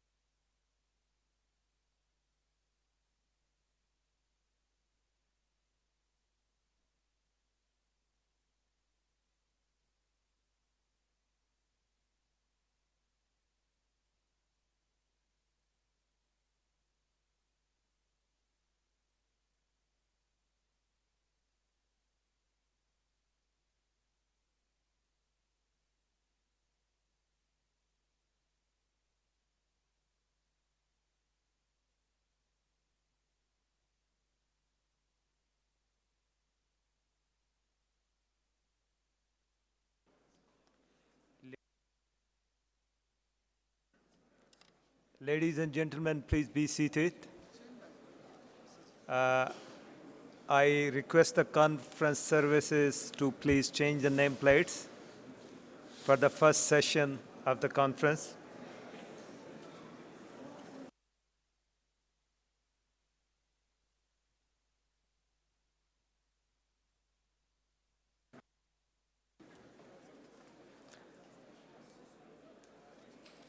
I also invite panelists of the first session to please come to the podium.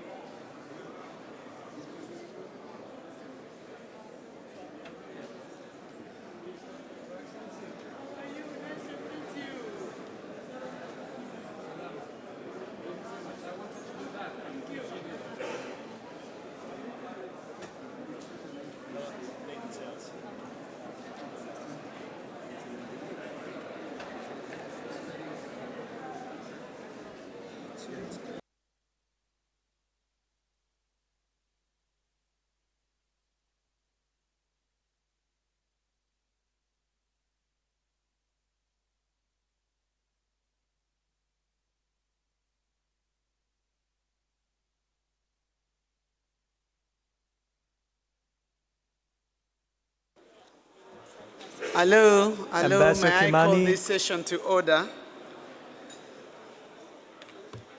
May I call this first session on counterterrorism in Africa, innovations, lessons learned, and staying ahead of the threat. My name is Monica Juma. I'm the Cabinet Secretary for Foreign Affairs of the Republic of Kenya, and I'll be co-chairing this session with Mr. Mohamed Ibn Chambers, Special Representative of the Secretary General and the head of the United Nations Office for West Africa and the Sahel. Could we all please take our seats, ladies and gentlemen?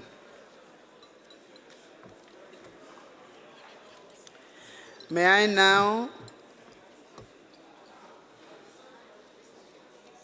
I wish to now make my introductory remarks. Your Excellencies, Honorable Ministers, organizers, distinguished delegates, ladies and gentlemen. It's my great pleasure to add my voice to that of my President and welcome you to Nairobi during this auspicious meeting.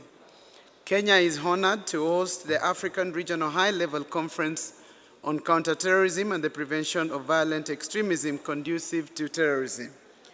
We are delighted to receive you, and it is our hope that this meeting will generate, as we have heard in the previous panel, recommendations on dealing with what is becoming the biggest threat in our time.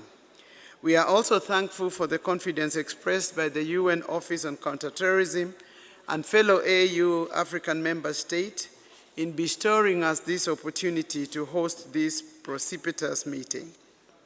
Excellencies, this meeting brings together African states and friends from all over the world, whose priority is a world free from the threat of terrorism. As proponents of this goodwill, we are all gathered here so that together we can enhance our understanding of the terrorism threat faced particularly by African countries. We are also here to share good practices and lessons and to identify how cooperation among member states and the United Nations can be made more effective. Colleagues, as you have heard in the previous session, Kenya has been at the forefront of countering violent extremism, as well as preventing radicalization. In our part of the world, our challenge is the Al-Qaeda-affiliated group Al-Shabaab, based in Somalia, whose main objective is to create instability in the region, driven by an ideology of hate that seeks to tear apart the fabric of our society.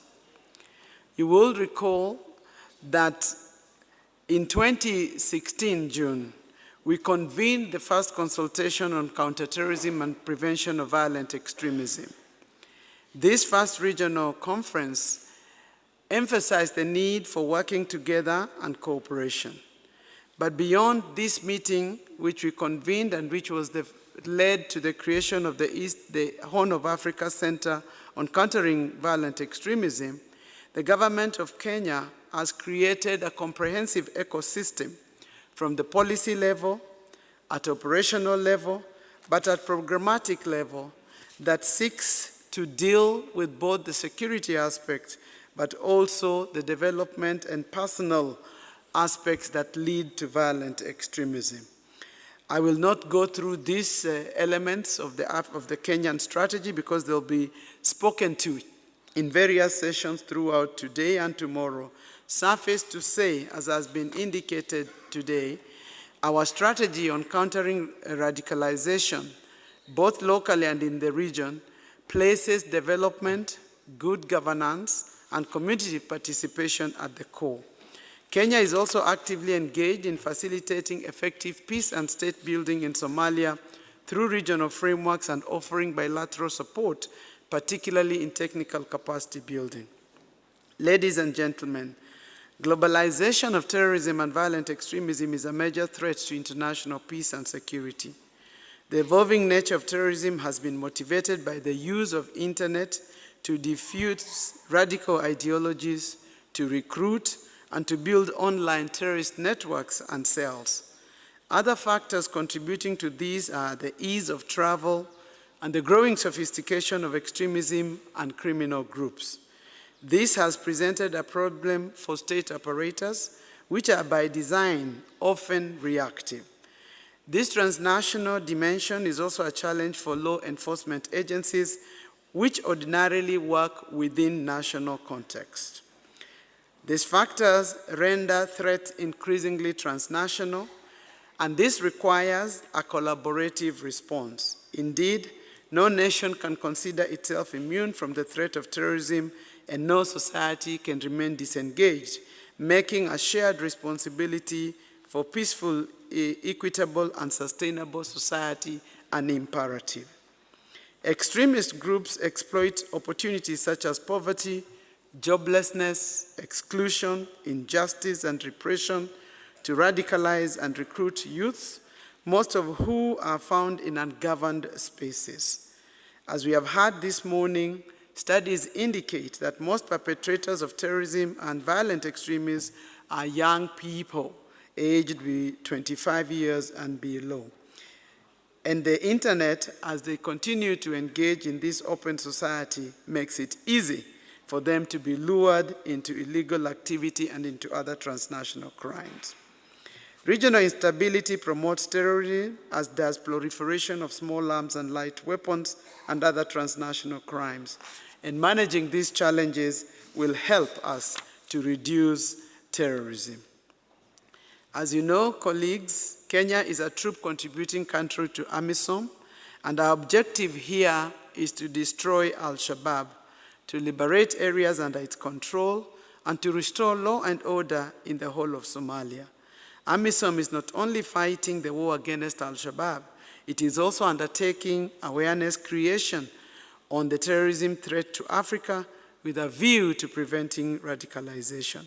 It engages in de-radicalization efforts and is supporting to put in place measures to fight terrorism by capacity building and strengthening institutions. As you've heard from my president, we remain as a country committed to all regional and international instruments established to combat terrorism and counter violent extremism. We all know which these are. The financing of terrorism remains a major challenge, as has been indicated, and the ability of these groups to use illegal taxation, extortion, diversion of military and humanitarian assistance, and other means to raise funds remains a source of great concern. We are determined to find ways of curtailing the resources of terrorists. This is an area that needs to be addressed, and we hope that there will be substantive discussions around terrorist financing. Allow me, ladies and gentlemen, to conclude by noting that Africa is increasingly becoming the focus and new front line in the global struggle against terrorism. Terrorist groups and their violent extremist supporters continue to evolve, spreading into new regions, exploiting new technologies and tactics, and promoting their insidious narratives offline and online.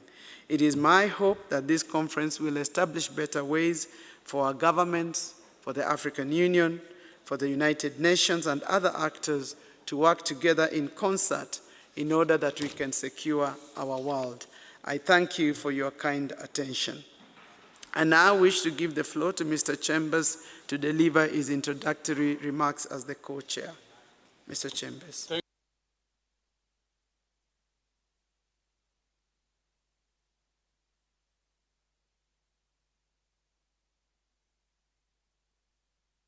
Yeah, but we will try to do our best so that we can have the opportunity to hear from the very eminent panelists today.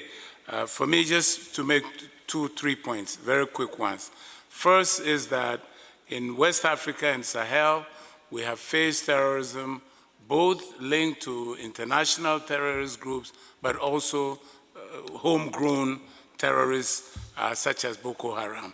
We know the situation very well in north of Mali, in the Sahel in general, where we have seen groups linked to international terrorists continue to perpetrate all kinds of heinous terrorist activities these days almost on a daily basis.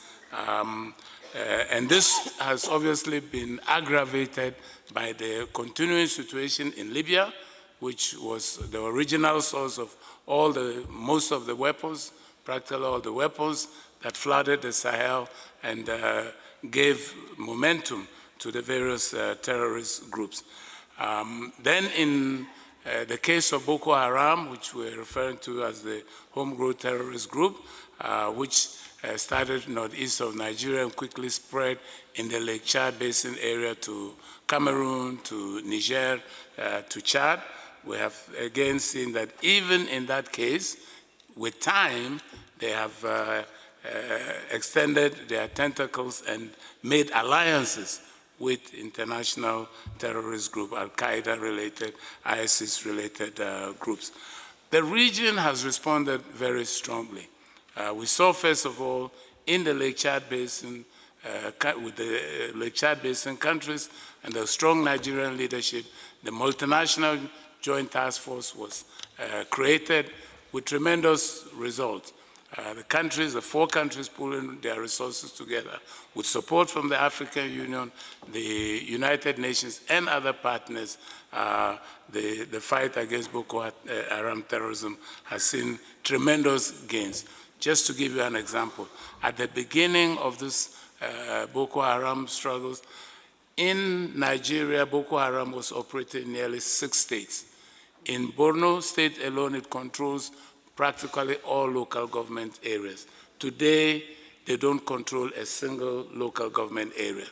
And in Cameroon, in Chad, the areas in which they operate have been largely contained and restricted. So there's no question that that effort has been successful. We need to see how we can take that fight to its logical end.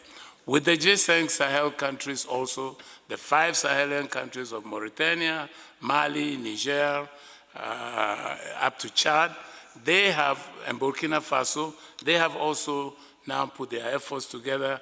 They are trying to stand up the G5 Sahel force to counter terrorism, and that, of course, requires a lot of international support. The space is vast, the terrorists are many, and the challenge has been quite difficult. But we're beginning to see efforts by Burkina Faso, Niger, and Mali, in the area which we call the Litako Gruma, that their cooperation there is effective and they're able to take the fight more or less to the terrorists, and they are knocking them quite hardly. But the second point is that these countries, and all of us have realized very quickly, as has been repeated this morning, that the security, the military response alone is not enough. We need to have a more comprehensive approach and to tackle the root causes of terrorism. And this is what these countries have also sought to do.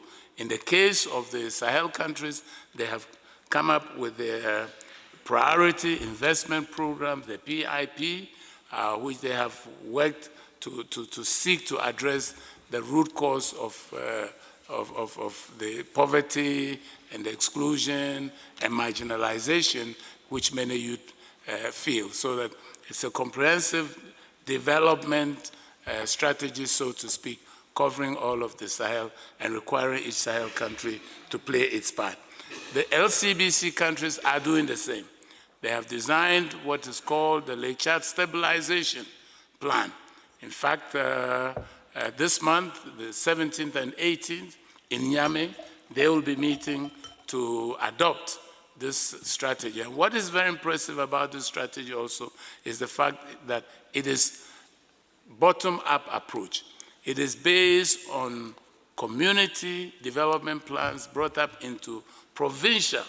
All the provinces, the governors of all the provinces of the Lake Chad are driving this. And so they bring in these community-designed, provincial design programs, which they will put into a composite Lake Chad Basin Stabilization Plan this to be discussed 17th, 18th of July. Now, the other aspect which I should emphasize is the need for coordination, because with the crisis engendered by terrorism, we've seen that many partners have come up with strategies to support. But frankly, we also need to see how we can coordinate. And that's why there is the ministerial platform co-chaired by the AU and the UN. I co-chair it with President Buyoya, representing the AU in the Sahel. And under the presidency of, now it is Chad, is moving to Burkina Faso, so that all the different strategies there can be an opportunity for all to meet and to find some way to harmonize. Having many strategies is good. It means that people are concerned about the situation and want to do something. But having too many at the same time, which are not harmonized, creates problems for the countries of the Sahel, of the Lake Chad Basin. And so the ministerial platform seeks to do that. So it's a platform where all the regional actors, international actors can come together, and we seek to harmonize our approaches. So perhaps I should just end here so that we'll have an opportunity to hear from the panelists who I know have put in a lot to come and speak to us. Thank you, Honorable Minister. Thank you, Mr. Chambers, for that statement. I now wish to invite the 4 members of the panel who will make their presentation for a maximum of 6 minutes each. And then Mr. Chambers will chair the remarks from the floor, which should not exceed 3 minutes each. The members of panel and the speakers from the floor are urged to strictly observe these time limits, especially in view of the constraints before us. It is now my pleasure to invite the first panelist, General Karamoko Namori, Director General for Security and Intelligence, Ministry of Defense, Republic of Cote d'Ivoire, to deliver his remarks. Welcome, sir. Thank you, Excellency. Dear participant, I am General Karamoko from Cote d'Ivoire, in charge of defense, security, and intelligence. And first of all, I'm going to thank the authority of Kenya for the warm welcoming here. And also all my gratitude to the Secretary General for organizing this conference to which we have been invited. Unfortunately, I'm going to speak in French. Yeah, okay, okay. Oh, okay, okay. Mon intervention porte sur les 3 aspects, les innovations, les enseignements tirés des stratégies mises en place jusqu'à aujourd'hui et les défis futurs à relever dans la lutte contre le terrorisme et l'extrémisme violent en Afrique. Il faut dire que l'actualité sécuritaire internationale, régionale et sous-régionale est dominée par l'extrémisme violent et le terrorisme avec leur cortège de crimes organisés et transnationaux, grand banditisme, piraterie maritime, immigration irrégulière, orpaillage clandestin, cybercriminalité, vol de bétail et autres trafics de tout genre. L'extrémisme violent et le terrorisme constituent les défis majeurs en matière de sécurité pour tous les États. À cet effet, des stratégies de résilience sont menées à tous les niveaux en guise de réponse afin d'apaiser et de sécuriser les populations et leurs biens. Cependant, malgré l'appui de certaines grandes puissances dans la lutte contre le terrorisme et l'extrémisme violent, nous assistons à une exacerbation des attaques des groupes armés sur le continent africain, ce qui nous amène à nous interroger sur l'efficacité des stratégies mises en place pour endiguer ces fléaux. Ce document a donc pour objet de porter un regard sur les enseignements tirés et les innovations et les futurs défis à relever. des éléments de stratégie qui peuvent rendre plus efficace la lutte contre le terrorisme et l'extrémisme violent dans une approche holistique de la chose. En matière d'enseignement tiré des expériences passées, il faut dire que les leçons que nous pouvons tirer sont de deux ordres. Nous avons dit, d'abord, ça nous a permis de prendre conscience des menaces communes que constitue la menace sécuritaire transnationale, notamment le terrorisme et l'extrémisme violent. Aussi, il y a la nécessité de coopérer et de mutualiser les moyens des États dans la lutte contre le terrorisme et l'extrémisme violent. Ce sont les deux aspects que j'ai eu à retenir en matière de leçons tirées. Quant aux innovations, nous sommes un peu plus par le temps, on est obligé d'aller un peu plus vite. Quant aux innovations, je dirais tout simplement qu'aucun État, aucun pays ne peut lutter contre le terrorisme et l'extrémisme violent seul. C'est pourquoi j'ai abordé cet aspect en deux volets. En première position, coordonner les politiques de lutte contre l'extrémisme violent au niveau national, régional et mondial. Et en deuxième position, faire une approche ciblée des solutions. En matière de coordonner les politiques de lutte contre l'extrémisme violent et au niveau national, régional et mondial, nous allons procéder par le renforcement des lois portant répression des actes terroristes et les lois relatives au blanchiment des capitaux, le financement du terrorisme aux banques et institutions financières et usage illicite des stupéfiants. Et aussi, nous avons la ratification des accords régionaux et internationaux sur la lutte contre le terrorisme et l'extrémisme violent. En deuxième position, en ce où il s'agit des solutions ciblées, je dirais tout simplement qu'il faut s'attaquer au moteur de la radicalisation et de l'extrémisme violent par la participation effective des citoyens dans la réforme du secteur de sécurité. Il faut aussi instaurer un état de droit en intensifiant les campagnes anticorruption et en mettant fin à l'impunité des responsables de corruption, renforcement de l'éducation civique et du processus démocratique.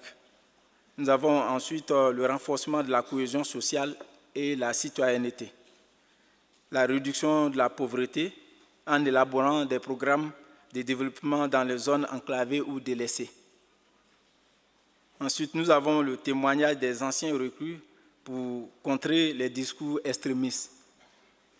Aussi, l'implication des chefs religieux qui réfutent les interprétations erronées de l'islam et prêchent la tolérance religieuse et la cohésion interconfessionnelle. Nous avons l'élaboration et la mise en œuvre des programmes qui visent à contrer les discours extrémistes. Ces programmes devront être diffusés en langue vernaculaire par les médias. Nous avons l'élaboration par les chefs religieux des stratégies nationales et régionales de prévention de l'extrémisme violent et la mise en place d'un ministère de culte chargé de répertorier, d'encadrer et de gérer de façon transparente les affaires religieuses en supervisant les lieux de culte et les établissements confessionnels, y compris les programmes liés au terrorisme. Ça veut dire qu'il faut vulgariser la formation d'antiterroristes au niveau de ces forces de défense et de sécurité. Nous avons aussi les services de renseignement. Les services de renseignement jouent un rôle capital. À cet effet, il faudra renforcer leurs capacités et leur donner les moyens pour une meilleure efficacité dans la collecte des informations et du renseignement et dans leurs investigations.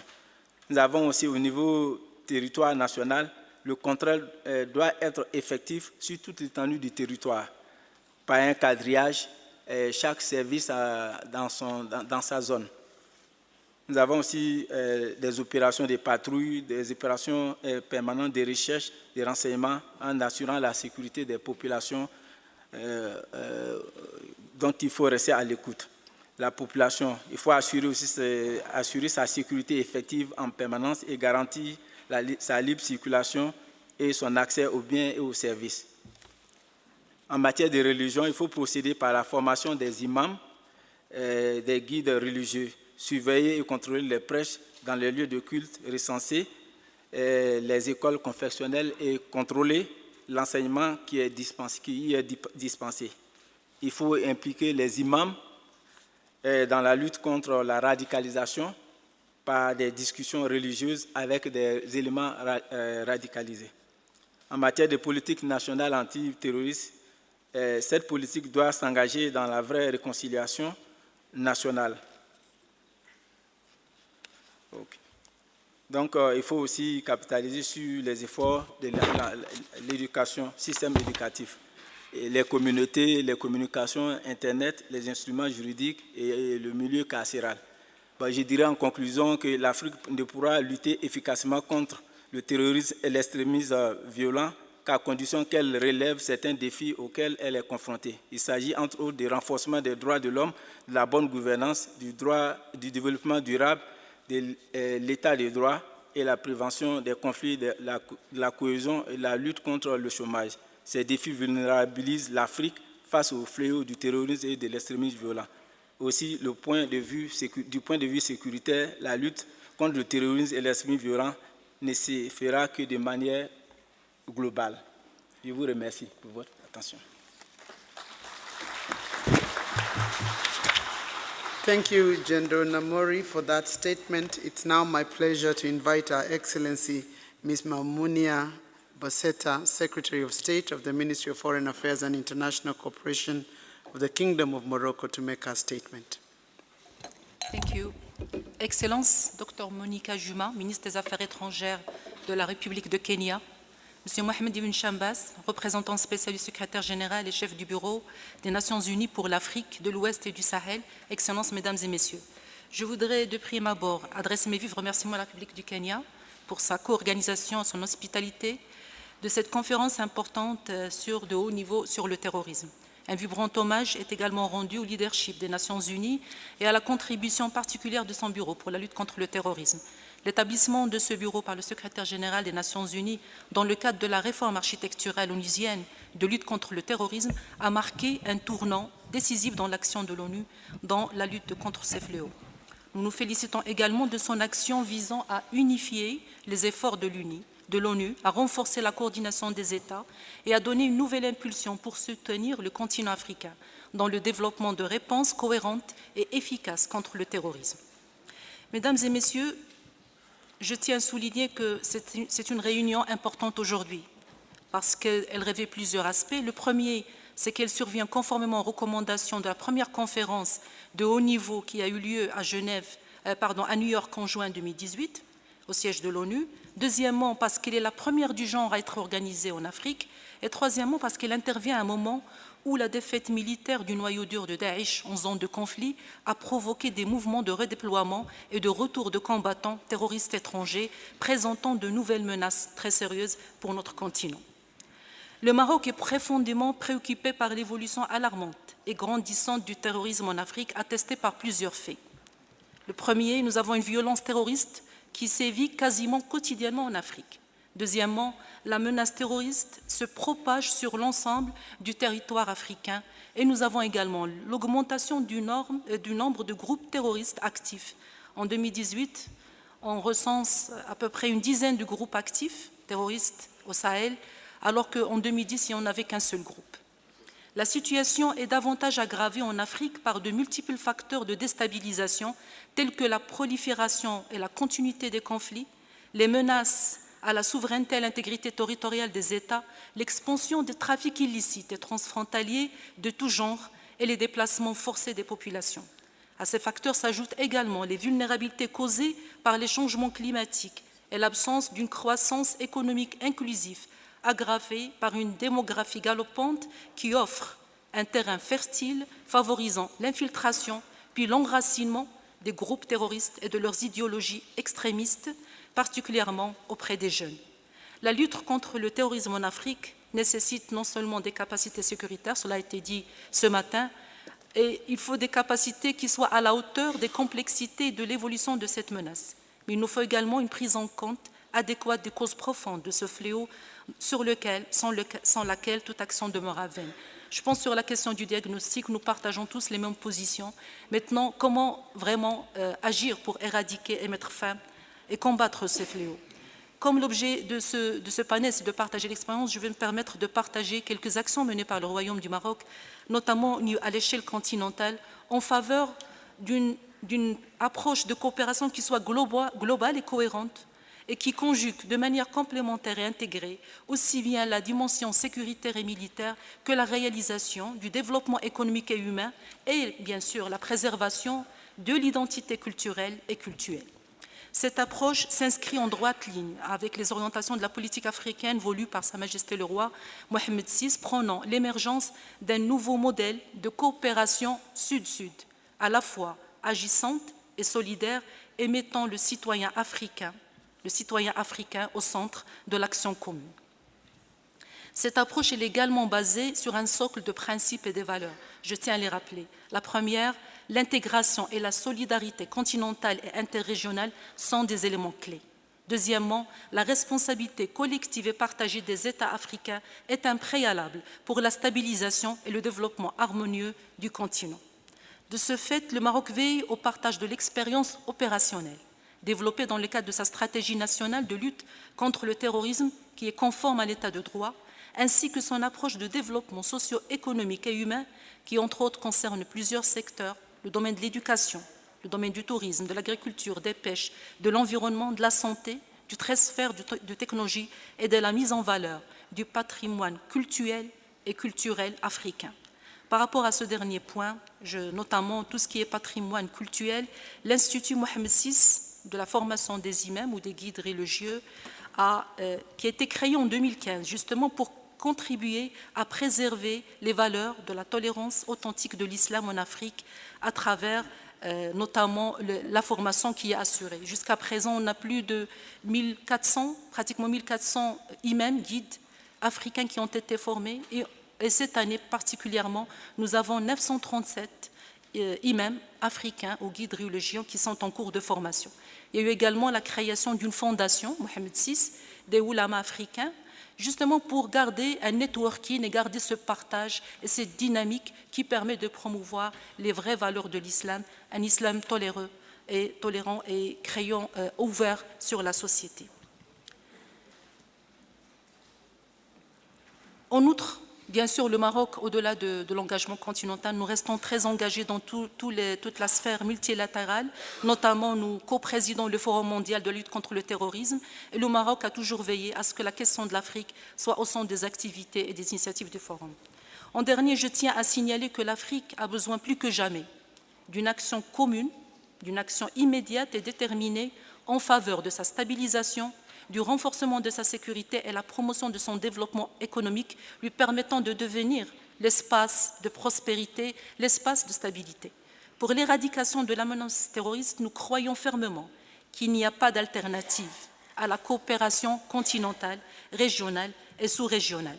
Le Royaume du Maroc est engagé à s'investir dans le renforcement des capacités africaines en vue de promouvoir la coopération sud-sud tant dans un cadre bilatéral que dans le cadre de la coopération triangulaire avec l'ONU à travers des projets du Centre des Nations Unies contre le terrorisme. Je vous remercie de votre attention. Thank you, Ambassador Bosetta, also for keeping time. Thank you very much. May I now invite our third panelist, His Excellency Nathan Sales, Ambassador at Large and Coordinator for Counter-Terrorism, Department of State, United States of America. Ambassador. Well, thank you very much, Cabinet Secretary Juma and Mr. Chambas for chairing this session. I would also like to extend my appreciation to the government of Kenya for hosting us here in Nairobi, and to the Secretary General of the United Nations for convening us all here today. Ladies and gentlemen, this conference comes at a critical moment in our fight against terrorism. The terrorist threat in Africa is real and it's growing. At the same time, so is the community of nations mobilized to defeat it. I'd like to share with you how the United States views the current threat landscape here on the continent and the steps we're taking to work with African nations to defeat this scourge. Let me start with the threat.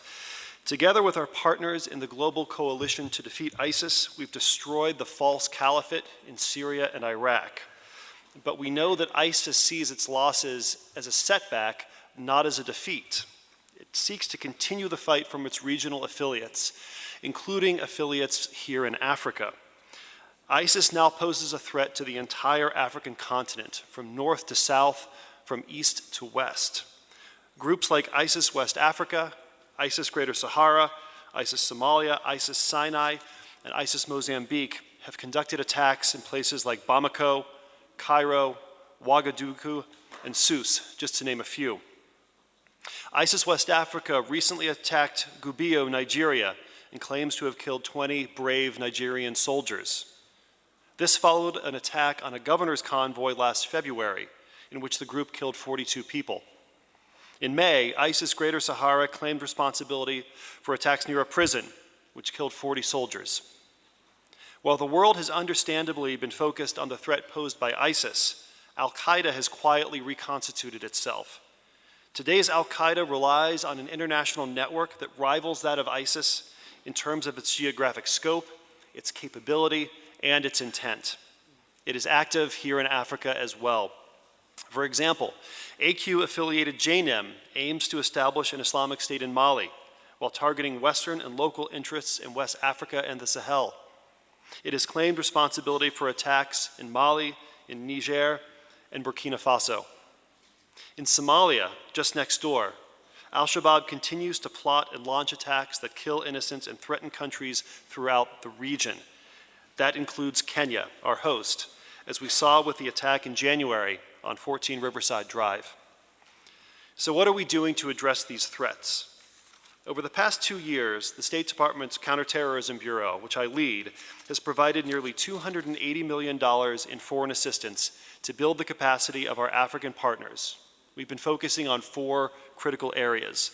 First, improving law enforcement's ability to respond to and mitigate terrorist attacks, and building capacity on terrorism investigations and prosecutions. Second, strengthening border security to stop terrorist travel. Third, constraining terrorists' ability to raise and move money. And fourth, countering terrorist radicalization and recruitment. We see this assistance as an investment. We want to work with our African partners to help boost their capabilities so they're able to defeat the terrorist threats they face on their own. This assistance is also an investment in stronger bilateral relationships between the United States and the countries of Africa. Security enables deeper partnerships, including cultural exchanges and economic ties. Let me briefly offer some specific examples of what the United States is doing to help. First, on law enforcement. We support our partners' ability to counter terrorist attacks by training tactical crisis response teams. In Mali and Kenya, these US-trained teams have been tested in actual attacks, ably responding to the assaults on the Hotel Kangaba and 14 Riverside Drive. In Somalia, US support of the joint investigative teams has led to the conviction of more than 100 terrorists.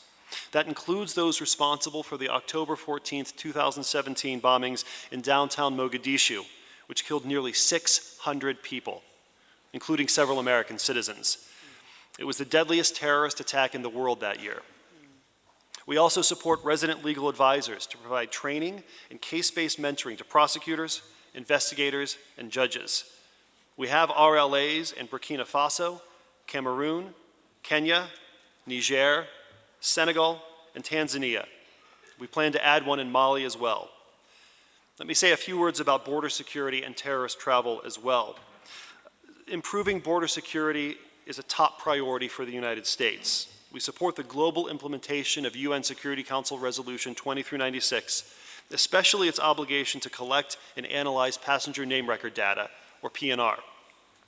We're contributing to the UN's Countering Terrorist Travel Program, which will help states implement their PNR obligations. and we urge the countries represented here today to take advantage of this important program.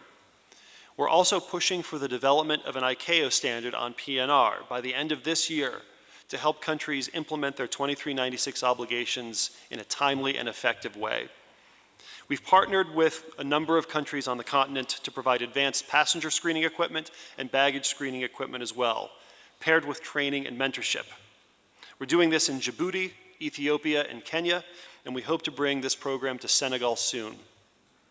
The United States also provides the PISES border management system to many African countries, including Kenya, Ethiopia, Djibouti, Tanzania, Uganda, Comoros, Madagascar, it's a long list, Ghana, Guinea, Niger, Chad, Burkina Faso, and Cameroon.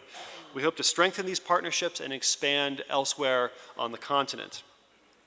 We're also working with the Somali police force to pioneer the use of deployable, cutting-edge biometrics devices to help law enforcement rapidly identify and share information about terrorists, especially those who are seeking to cross borders.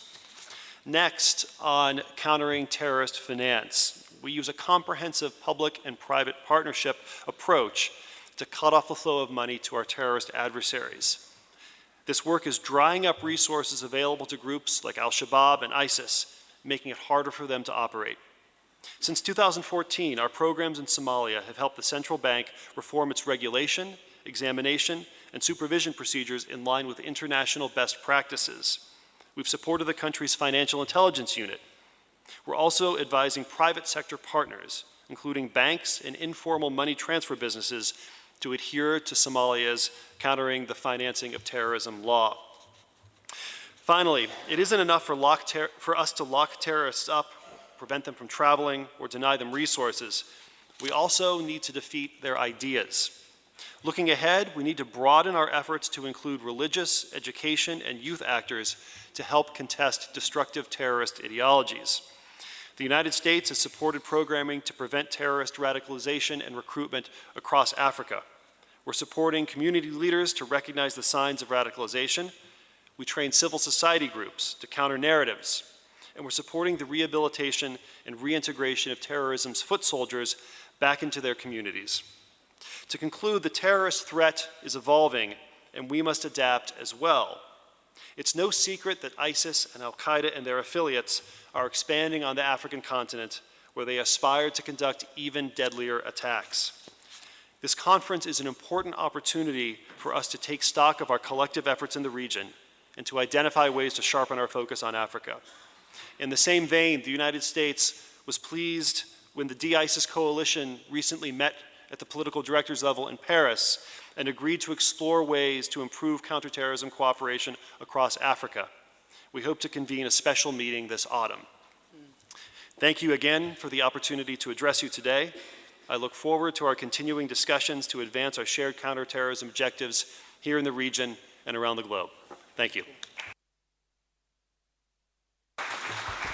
Thank you, Ambassador Sales, for that statement. I now want to introduce Ms. Michelle Konix, Executive Director, United Nations Counterterrorism Committee, Executive Directorate, who will deliver remarks by video conferencing from New York.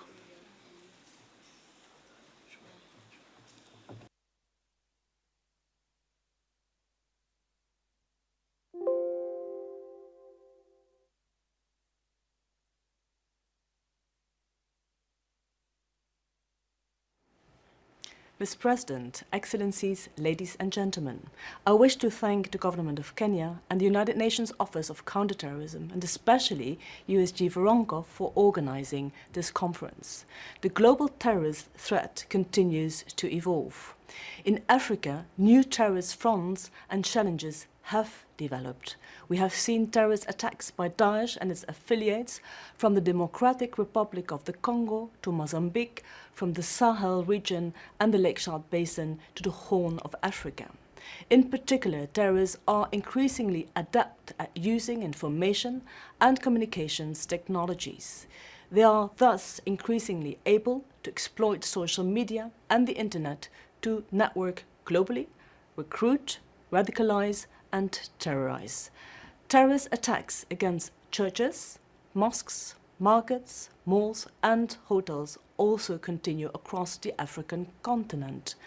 These attacks aim to destroy our places of worship, disrupt our daily lives, test our resilience, destabilize our societies, and strip us of our freedoms. As terrorism continues to evolve, so too must our collective efforts to act and to react. CTAT is a counterterrorism wing of the United Nations Security Council and serves as a monitor, promoter, and facilitator of relevant Security Council resolutions. CTAT has conducted 53 assessment visits to Africa. We have seen the challenges you face, the progress you have made, and well as the trends and challenges you confront. CTAT and Africa are close partners in our common fight against terrorism in all its forms and manifestations. We also work closely with our UN partners like OCT, UNODC, and other international and regional organizations to fulfill our respective mandates. Our counterterrorism and countering violent extremism endeavors are a complex and gigantic project, and we should take into account a few key elements. First, might and right should go together. National and regional military forces and law enforcement agencies should work together with a full range of civilian authorities and communities within the framework of a comprehensive response. Information that is central to counterinsurgency strategies is also important for criminal justice investigations and prosecutions. Thus, the need to improve the collection, handling, preservation, and sharing of relevant information and evidence from conflict zones. Second, commitment and capacity should go together in order to make tangible progress and yield impact. In Africa and other regions, challenges and shortcomings are more often related to capacity rather than commitment. Effective capacity building will be essential. So will the provision of technical assistance accompanied by the relevant equipment and facilities by the donor community and implementing partners. Third, collaboration and cooperation should go together, especially in regional and international cooperation. African member states have demonstrated their strong cooperation in the fight against terrorism. AMISOM, the Multinational Joint Task Force, the G5 Sahel Joint Force, African Union's roadmap to silence the guns by 2020 are but a few of the many testaments to these efforts. Cooperation must also be ensured at all levels and in every arena between agencies, between states, with civil society and with local communities. This collaboration and cooperation should of course also be extended beyond the continent. Mr. President, Excellencies, ladies and gentlemen, addressing foreign terrorist fighters and their returnees and relocators and their families from conflict zones continues to be of high priority. The addendum to the guiding principles on foreign terrorist fighters adopted by the Counter-Terrorism Committee in 2018 includes 17 additional principles. Those additional principles should be implemented as soon as possible in the 193 member states. They were designed to assist states to respond to that evolving phenomenon. We must join together as one in our collaboration of vision and our mission, in our common efforts to support effective, all of society, human rights compliant and gender responsive solutions to terrorism. Our unity and our joint efforts are as vital now as ever before. Thank you, Mr. President. Mr. President, Excellencies, ladies and gentlemen. Thank you. Thank you, ESG, for that statement and commitment from the UN. May I now invite the last panelist, Ms. Desfina Namwembe, Regional Coordinator for the Great Lakes United Religious Initiative, to deliver her remarks. Welcome, Madam. Thank you so much. It's religions. They always call us religious. Yes, it's okay. Thank you to the organizers. The United Religions Initiative is a global grassroots interfaith network organization that is committed to ending religiously motivated violence and create a culture of peace, justice, and healing for the earth and all living beings. The word there, network, has been spoken by so many people, some of you calling it coordination. And we do that, especially we go beyond institutional to building individual relationships. One day I called my mechanic and I said, can you work on my car? And he said, I'm in Iraq, I'm fighting for the cause. I was so surprised because this was a simple mechanic. So if the people that we are working to address are so networked from the common person, then we need to know that us as people who are trying to counter this vice, we need to be as networked as possible. We use an interfaith approach to addressing this issue, and this is mainly because we feel we need to not victimize one faith. As an interfaith organization, we've moved across the globe, and we've seen that from Buddhists in Thailand to Christians in northern Uganda to Muslims in Iraq and everywhere, that this is a vice that is riding on the back of religion. So we try so hard to make that people live, work together, and there is that built relationship and trust that goes across religious divide to ensure that they move together as one community. We also try so hard to ensure that we provide synergy among the actors from the different strong groups that we work with, from security, from youth, women, community leaders, and policy, to ensure that we ride on the strength of each of the actors. And these synergies are able, by the way, you shouldn't go to the field and you're addressing this hardcore criminal that you're so skilled when you can do a nice referral probably to the security. We've learned sometimes the hard way in some of those things. And I'm actually so happy that today the United Nations and the government of Kenya has looked at the implementers at the grassroots as well as people at the policy level, because policies that are not informed by grassroots actions are actually weaker policies. I also want to make a call to some of the people who are doing funding for this issue. For example, if you look at the actors that are addressing the issue of HIV, there are so many. But when you look at those who are addressing this issue, there are few. The reason being that it is a life-threatening issue. Not so many want to engage in it.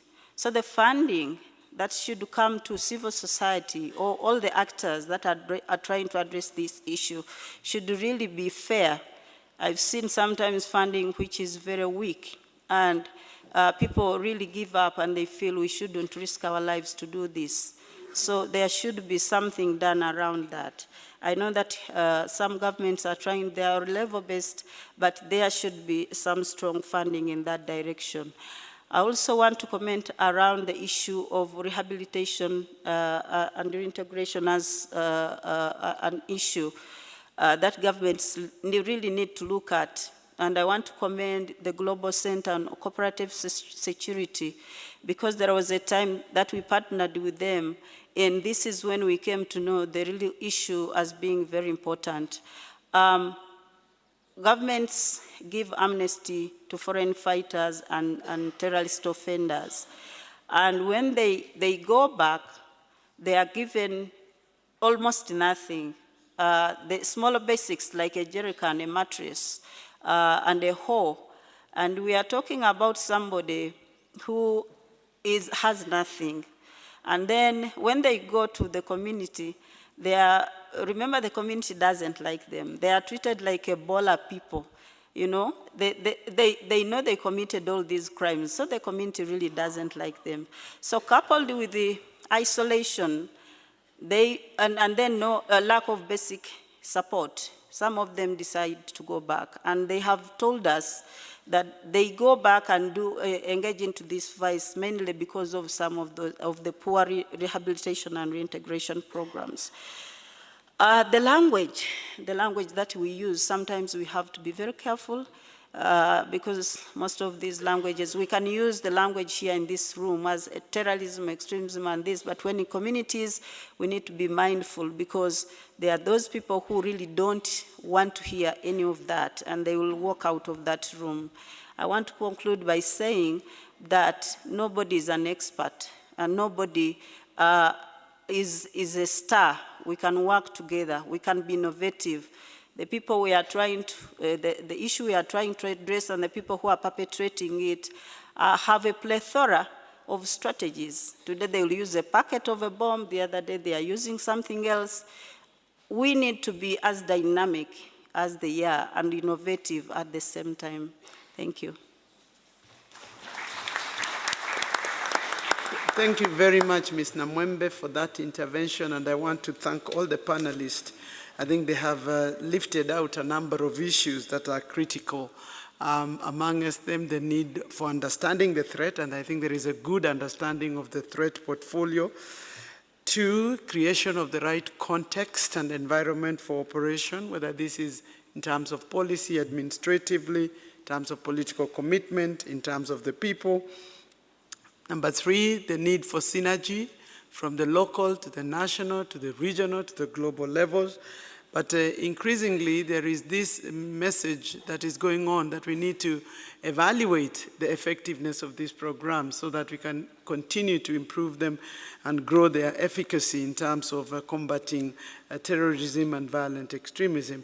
Let me now turn the floor to Chambers to handle the rest of the interventions from the floor. Over to you, Co-Chair.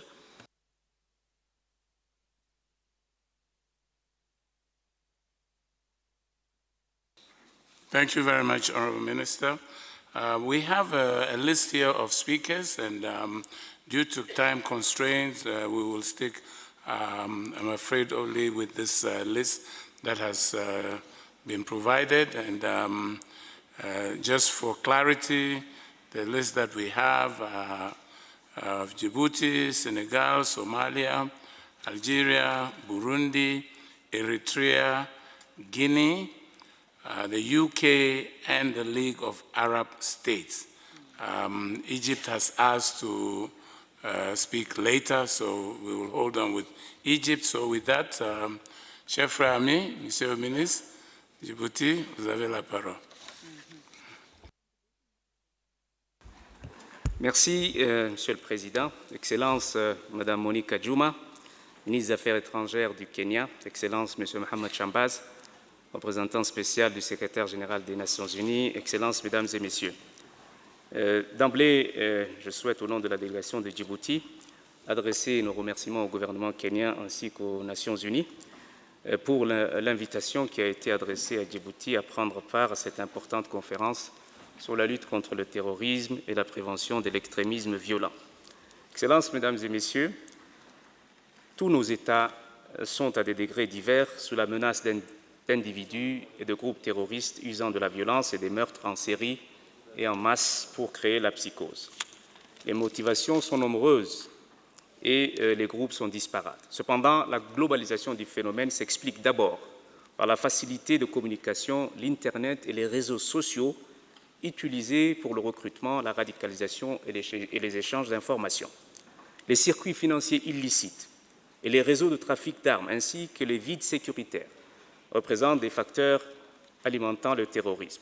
Il ne faut pas non plus oublier les foyers de tension et les conflits qui sont des terreaux fertiles pour le développement et la promotion de ce phénomène global. Nous pensons à Djibouti, que les actions à mener sont tout à la fois verticales et transversales à court terme et linéaires sur la durée. Je m'explique. Elles comportent d'abord ces actions des volets sécuritaires et militaires. Ensuite vient le niveau judiciaire, bâti sur la force de la loi et le droit, et la coopération entre tous les départements, y compris la société civile, ceci pour ce qui concerne la verticalité et la transversalité dans cette lutte. La prévention de la radicalisation et toute la stratégie de gouvernance visant à atténuer, voire à annihiler les facteurs incitant à la violence et à la radicalisation devrait s'inscrire dans une politique de longue durée, d'éducation, de formation, de sensibilisation et de communication maîtrisée, et nous pensons à Djibouti qu'on ne doit pas lésiner sur les moyens. C'est pourquoi Trois stratégies ont été développées dans notre pays. D'abord, l'action militaire. Djibouti n'a pas hésité à ouvrir son espace aérien, maritime, terrestre, aux forces navales des pays amis, des partenaires, pour lutter militairement et efficacement dans les bastions des terroristes. C'est ce que nous faisons à partir de Djibouti. Deuxième élément important, Djibouti, malgré la petitesse de son armée, a déployé 2 bataillons en Somalie sous le drapeau et la bannière de la MISOM. Ceci pour vous dire que les sacrifices ne doivent pas être non plus négligés. Et Djibouti fait ce sacrifice sur le terrain dans la région de Hiran et Baladweyne en Somalie. Ensuite, il est important d'agir sur le niveau de la formation et de la sensibilisation. Djibouti abrite le centre d'excellence de lutte contre l'extrémisme violent depuis déjà 2 ans. Nous avons développé un certain nombre de stratégies dans le cadre donc, de ce centre. En 2014, Djibouti a déjà organisé la première assise ou les premières assises des religieux afin de pouvoir apporter un message rénové et innové de l'islam. Et je crois que c'est très important.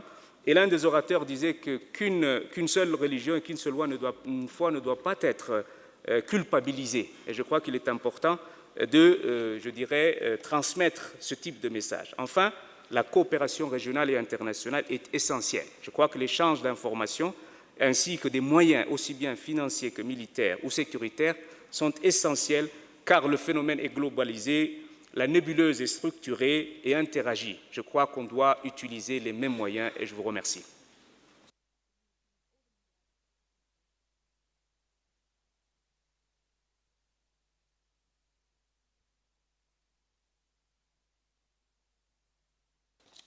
Merci bien, Monsieur le ministre. Le Sénégal, colonel Antoine, vous avez la parole. Monsieur le Président, chers participants, je voudrais, à l'instar de mes prédécesseurs, féliciter le gouvernement du Kenya ainsi que le Bureau des Nations Unies pour cette belle initiative. Ma délégation salue ainsi la pertinence de cette conférence régionale africaine de haut niveau. C'est pourquoi je voudrais, à l'entame de mon propos, réitérer la ferme condamnation par le Sénégal de tous les actes terroristes et renouveler notre engagement à lutter contre ce fléau. En effet, le terrorisme est une menace redoutable qui ne faiblit pas. Il se recompose et se diffuse sans cesse pour échapper à la vigilance des États. Le Sénégal y apporte des réponses à la fois politiques, sécuritaires et diplomatiques, à l'échelle nationale et internationale, en respectant les principes de l'État de droit. L'objectif recherché est de garantir la sécurité des citoyens et des autres étrangers par la prévention ou l'intervention efficace face à cette menace. Mon intervention portera sur 2 grandes parties, les mesures prises au plan interne et les mesures prises au plan externe, au plan diplomatique. Donc, d'abord, au plan interne, 4 mesures ont été prises pour adapter les cadres juridiques, sécuritaires et institutionnels à la lutte contre le terrorisme. Au plan juridique, un dispositif a apporté des modifications au code pénal et au code de procédure dans le but de durcir les peines en matière d'apologie, de complicité, de recrutement et de financement du terrorisme. Au plan institutionnel, une délégation au renseignement national logée à la présidence de la République, une cellule de lutte antiterroriste logée au ministère de l'Intérieur et le cadre d'intervention et de coordination de la lutte antiterroriste, organe interministériel, ont été mis en place. Le volet sensibilisation est également développé à travers des campagnes à l'endroit de la société civile, des leaders d'opinion, des chefs coutumiers et religieux, et particulièrement des jeunes, dans le but de contrecarrer le discours des extrémistes.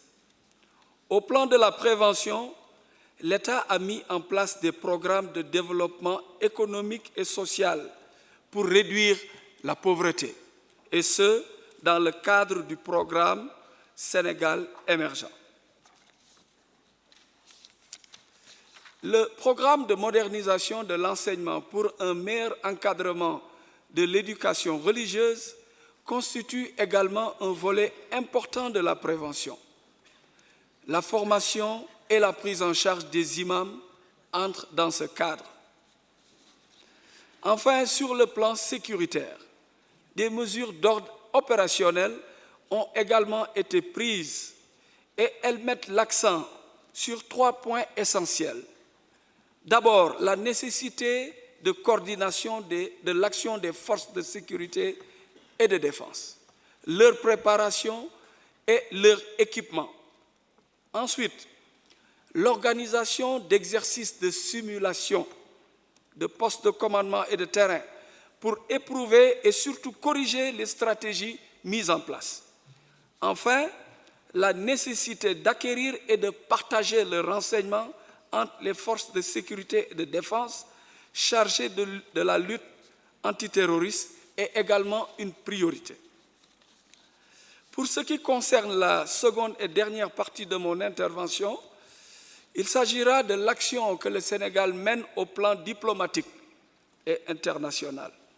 À ce propos, je dirais que le Sénégal, bien que n'étant pas touché directement par le péril terroriste, participe activement à la restauration et à la consolidation de la paix mondiale en général et surtout en Afrique. C'est ainsi que 1617 hommes ont été envoyés au Mali. Donc, elle s'est composée ainsi, une force de réaction rapide de 567 hommes a été déployée à Gao, une deuxième force de réaction rapide de 735 hommes a été déployée à Mopti, 140 policiers et 175 gendarmes sont sur le théâtre malien. En outre, le Sénégal collabore au plan bilatéral et multilatéral avec des partenaires étrangers dans le domaine des exercices de simulation au niveau tactique, stratégique et en matière de formation.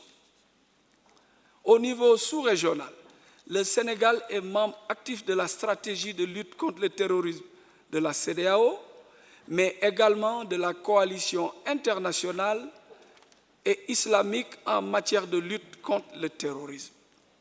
En définitive, la lutte contre le terrorisme ne pourra être gagnée que si l'on intègre à la solution sécuritaire une approche plus globale, intégrant le développement humain. Ceci a été encore une fois défendu par le secrétaire général des Nations Unies, M. Antonio Guterres, lors de sa prise de service. Je le cite, « Il s'agit de rétablir les droits humains comme une valeur fondamentale qui doit être défendue en tant que telle et non à des fins politiques. Tous, y compris les minorités de tout genre, doivent pouvoir jouir de l'ensemble des droits humains civils, politiques, économiques, sociaux et culturels, sans aucune discrimination. » Fin de citation. Merci de votre attention.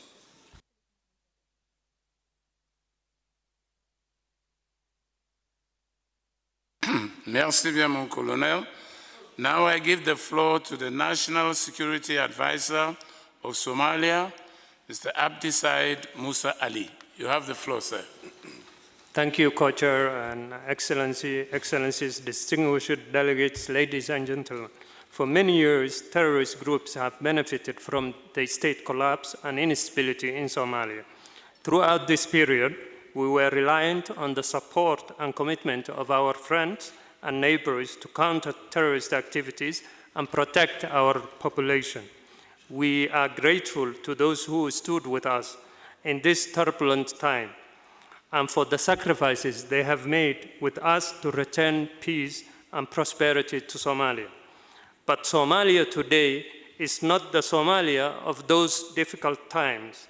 In the last 2 years, we have made a remarkable progress towards rebuilding our state institutions and security forces and in creating opportunities for our energetic young population. This is how we are countering terrorism in Somalia. Military operations, airstrikes, offensive operations against Al-Shabaab and other extremist groups are important components of this fight against terrorism, but this alone will not defeat terrorism. In support with our close partners, we are establishing a reliable and stable justice system, rule of law, conducting reconciliation to remove the sources of grievances, and delivering basic services supported by the police and local governance institutions. Systematically, we are assuming responsibility for our own security with ambitious reform for our security, which are leading to effective, sustainable gains against Al-Shabaab. Our strategic position and rich coastline are providing employment, commercial opportunities, and we are gradually regaining our place as valuable trading partner and the bridge between the Horn of Africa and Arabian Peninsula, as well as the Red Sea. And all of this, the greatest challenge is changing the narrative on Somalia. This is critical, not only to incentivize and give hope to our young people who are eager to see Somalia rise once again, but also because terrorist groups thrive on the narrative that the state is weak and ineffective. This discourse is deeply harmful, not only to Somalia's state-building priorities, but also to our counter-terrorism efforts. It bolsters terrorist self-image and as an alternative to governance and confers legitimacy on them. By perpetuating a narrative of chaos and state ineffectiveness in Somalia, you are doing Al-Shabaab's strategic communication for them. This impacts all of you. Somalia's stability and security impacts the security of our neighbors, the region, and beyond. Somalia's efforts to counter terrorism will improve security in all your countries, from here in Nairobi to European capitals. Al-Shabaab is significantly weakened and demoralized, but any divisions between us will be exploited by the group. If we allow tensions to fester between brotherly countries, the gaps will emerge in our cooperation and partnership will be manipulated by the terrorists. We have come a long way in the 2 years, but state building is a complex task and will not be achieved overnight. It requires a steady, incremental, and persistent work to rebuild our state institutions. In tackling corruption, we are battling vested interests. This has derailed previous attempts at reform, and we acknowledge there are many for whom the status quo is beneficial and who seek to undermine our efforts. In addition to Somalia's geopolitical position makes us vulnerable to spillover effects from the conflict in Yemen and attractive to regional maneuverings which threaten our progress. Lastly, Somalia continues to be subject to an arms embargo, which means we are facing terrorists who are better armed, equipped than our own security forces, and we have one hand tied behind our back. Nevertheless, we believe that by making steady progress and ensuring that each area of reform is Somali-led process, we can continue Somalia's upward trajectory. No one wants to see a Somalia free from terrorism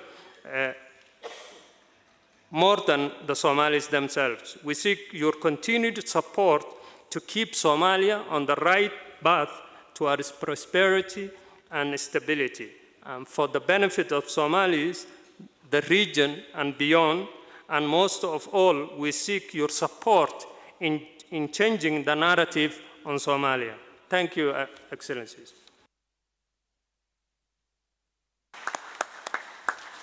Thank you very much, NSA. I am to remind distinguished participants that you have only 3 minutes for brief interventions. And on that note, may I invite Ambassador Rish Al-Haouz, Ambassador Counselor for International Security and Counter-Terrorism, Advisor to the Minister of Foreign Affairs of Algeria. You have the floor, sir. Merci, Monsieur le Président. Madame la Ministre, Excellences, Mesdames, Messieurs, tout protocole respecté, je souhaite commencer par souligner que nous partageons pleinement le constat fait ce matin sur l'aggravation de la menace terroriste en Afrique et dans la bande sahélo-sahélienne en particulier, et sur la nécessité d'y faire face collectivement et solidairement, notamment par l'échange d'expériences et l'adoption de mesures novatrices. Dès lors, et dans la limite des 3 minutes imparties, je vais essayer de donner un bref aperçu de l'expérience algérienne en matière de prévention de la radicalisation et de déradicalisation. Je dirais à cet égard que face à l'agression terroriste qu'il a subie dans les années 90, mon pays a progressivement mis en œuvre une politique de prévention et de lutte contre la radicalisation qui a porté ses fruits et qui lui permet aujourd'hui de vivre en paix et dans la sécurité. Cette politique repose sur la conviction que la voie sécuritaire incontournable et indispensable n'était pas suffisante à elle seule. Celle-ci a été appuyée par une politique globale de prévention de la radicalisation et de déradicalisation reposant sur la lutte contre les facteurs de marginalisation et d'exclusion, sur la promotion de la justice sociale, sur la réconciliation nationale, la promotion des droits de l'homme et des libertés fondamentales, ainsi que sur l'indépendance de la justice. Cette démarche visait à battre en brèche, à dévaloriser et à vider de sa substance le discours extrémiste qui repose sur la logique de l'exclusif et de l'exclusion. Elle consiste à priver les tenants et promoteurs de l'extrémisme violent de facteurs d'ancrage dans la société et dans son mode de fonctionnement politique et socio-économique. C'est ainsi que dans la guerre livrée au terrorisme et à sa matrice, l'extrémisme violent, les autorités algériennes se sont vite aperçues que pour être gagnée, cette guerre nécessitait l'implication directe de tous les autres secteurs politiques, socio-économiques, culturels, éducationnels, médiatiques, technologiques, etc. En fait, la question était non pas qui était concerné par cette lutte, mais plutôt qui ne l'était pas. Au plan politique, à titre d'exemple, l'effort a porté sur le renforcement des fondements de l'état de droit, notamment l'extension des droits de l'opposition, des partis politiques et de la société civile dans la participation à la gestion des affaires publiques. Au plan économique, les politiques et programmes de développement avaient pleinement intégré la nécessité d'une réduction du chômage et d'une intégration des jeunes à l'économie en vue de les soustraire à l'influence des groupes terroristes. Le secteur de l'éducation a connu en 2008 une réforme en profondeur des programmes, réforme ayant pour objectif la formation d'un citoyen à l'esprit critique, d'un citoyen ancré dans son identité nationale et enfin un citoyen ouvert sur la civilisation universelle et sur la modernité. Au plan religieux, l'action de l'État s'est concentrée sur le rétablissement de la centralité du référent religieux national dans la vie religieuse de la nation, à savoir un islam modéré, tolérant et pacifique. Elle s'est déployée dans plusieurs directions, dont notamment l'amélioration de la formation des imams, le recours accentué aux mourchidettes, femmes imams, le rétablissement de la mosquée dans son rôle traditionnel, la centralisation du discours religieux et de la fatwa et leur mise à l'abri des influences et manipulations extrémistes, la création en cours d'une académie du fiqh et d'un observatoire national de l'extrémisme violent, la création d'une chaire de l'orientation religieuse et de l'imama au niveau de l'université, la dissémination à grande échelle et à travers une large gamme de vecteurs séminaires nationaux et internationaux, cycles de formation et de vulgarisation, débats télévisés, programmes radio, publications diverses, etc., de l'islam authentique, celui porteur des valeurs de paix, de tolérance, de dialogue, de fraternité et surtout de sacralité de la vie humaine. Vis-à-vis de l'étranger et de notre voisinage immédiat, l'Algérie contribue à la formation qualitative, intensive et à long terme des imams des pays du Sahel. Et on voit des imams prêcher un islam modéré auprès de la communauté algérienne installée en France, et ce, dans le cadre d'un accord bilatéral avec ce pays. Je dirais aussi que mon pays est disposé à élargir cette expérience positive à d'autres pays intéressés par cette formule. Dans le domaine de la communication, l'action de l'État a porté notamment sur l'amélioration de la formation des journalistes, notamment dans le traitement de l'information sécuritaire, la création d'une cinquantaine de radios locales et thématiques, dont certains sont dédiés aux jeunes, la création de la radio et de la chaîne de télévision du Coran, l'ouverture du secteur audiovisuel au capital privé national, ce qui a permis l'émergence d'une cinquantaine de chaînes de télévision privées, ainsi que le développement de capacités de lutte contre le cyberterrorisme et la propagande extrémiste sur le net et les réseaux sociaux. La mise en œuvre de la politique de prévention de la radicalisation et de déradicalisation menée en Algérie a impliqué la combinaison des efforts de 3 acteurs principaux: l'État, la société civile dans sa grande diversité et surtout le citoyen. L'État assume la responsabilité première dans la préservation de l'ordre public et de la protection des personnes et de leurs biens. Sous la conduite de l'armée nationale populaire, les différents services de sécurité ont joué à cet égard un rôle déterminant. Je dirais aussi que le contexte de lutte contre l'extrémisme violent exige que l'État bénéficie pleinement de la confiance de la population et que celle-ci puisse jouir de sa protection face à la menace terroriste sous ses différentes formes. La société civile et le citoyen ont assumé et assument toujours des rôles essentiels dans la prévention de la radicalisation et dans la lutte antiterroriste et contre l'extrémisme violent. Pour terminer, je tiens à souligner que l'Algérie partage son expérience bilatéralement avec un certain nombre de pays voisins, ainsi qu'au niveau régional et international, mue en cela par le souci d'éviter à tous les autres peuples de souffrir, de connaître et de souffrir les horreurs que le terrorisme a fait subir à son propre peuple. Ceci dit, je vous remercie, Monsieur le Président, pour votre aimable attention.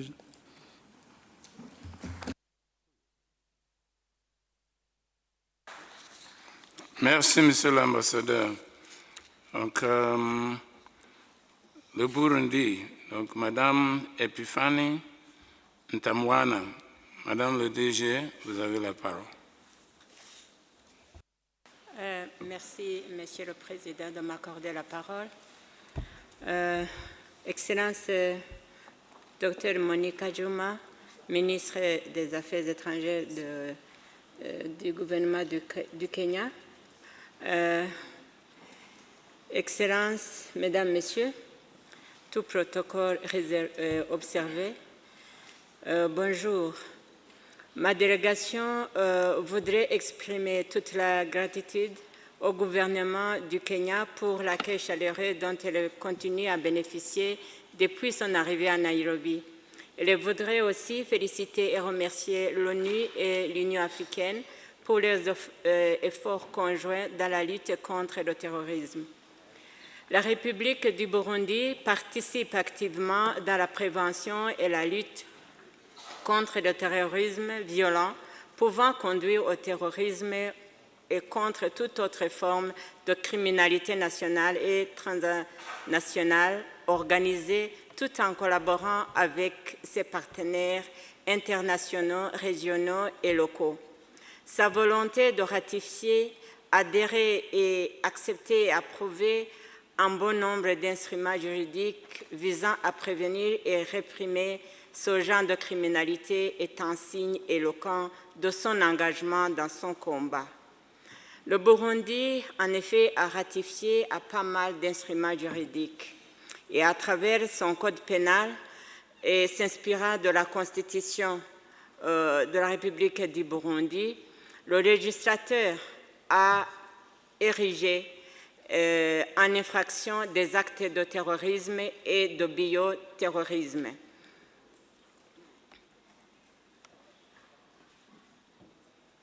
Les menaces terroristes au Burundi prennent leurs origines depuis 2008, lorsqu'Al-Shabaab menaçait d'attaquer le pays pour l'obliger à se retirer en Somalie dans le cadre de la mission de l'Union africaine en Somalie, AMISOM. Alors, depuis, des recrutements de jeunes ont été signalés et certains ont été appréhendés et certaines bandes de recruteurs ont été démantelées. Les jeunes rejoignent les groupes terroristes en passant par la RDC pour une formation les préparant à commettre des actes terroristes.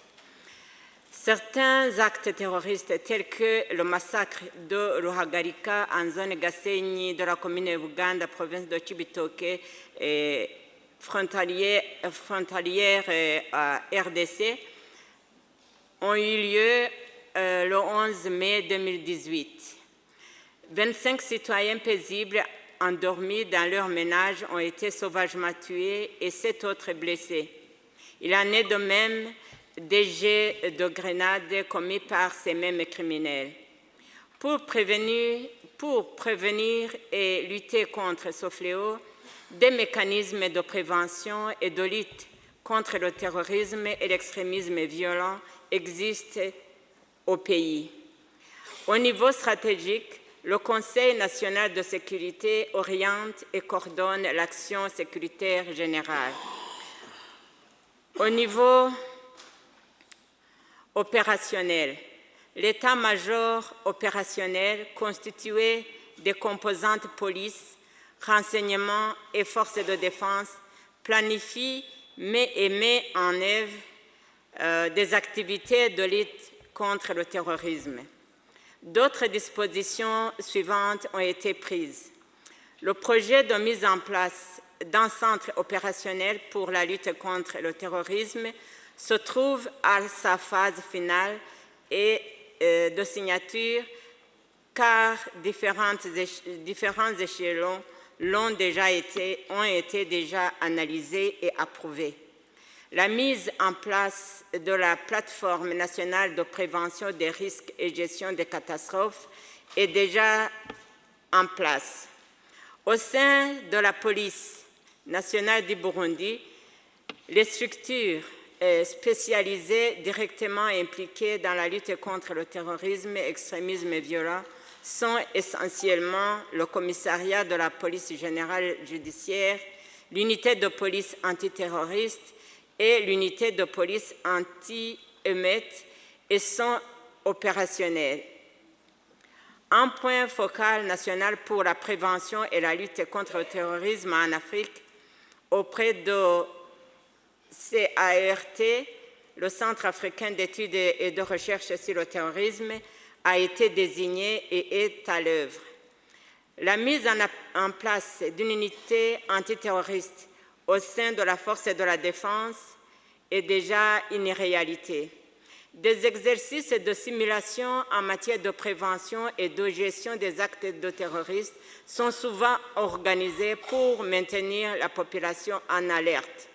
Le Burundi, étant conscient de la proportion importante de la jeunesse dans les composantes de sa population, a mis en place un fonds pour financer les projets des jeunes afin de les maintenir au travail et les rendre plus productifs et alors les soustraire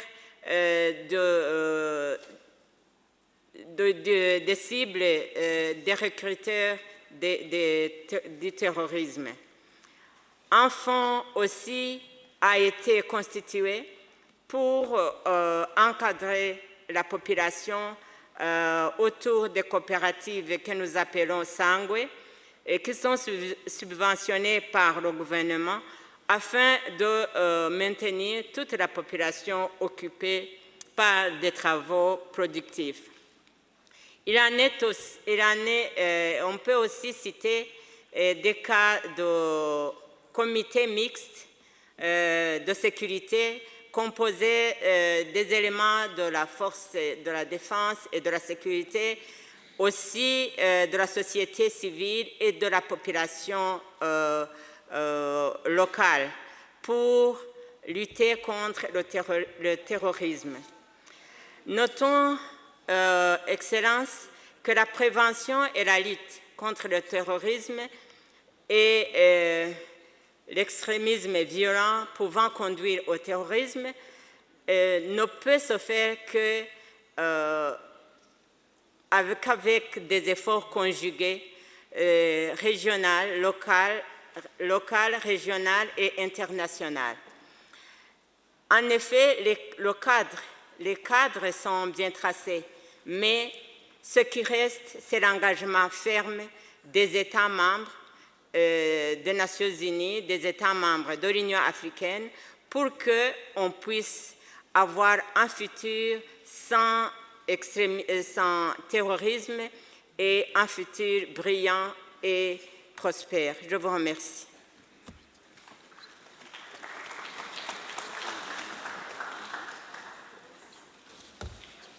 Merci bien, Madame le DG. At this point, I'm afraid we will have to adjourn our session because many of you, heads of delegations, have received the invitation to the SG's lunch. Now, that's to start at 1:15. So we are going to adjourn now so that we'll be on time for the SG's lunch. So let me remind heads of delegations to go to the delegates' lounge for lunch. The remaining speakers on the list of speakers will speak after the panel presentation in session 2. So after lunch, there will be session 2. After they make the presentations today at 3 o'clock, the rest of the speakers, we will give each one of you an opportunity to speak. So I thank you for your indulgence, and we'll see you at session 2 to continue our discussions. Thank you, and enjoy your lunch. Bon appétit.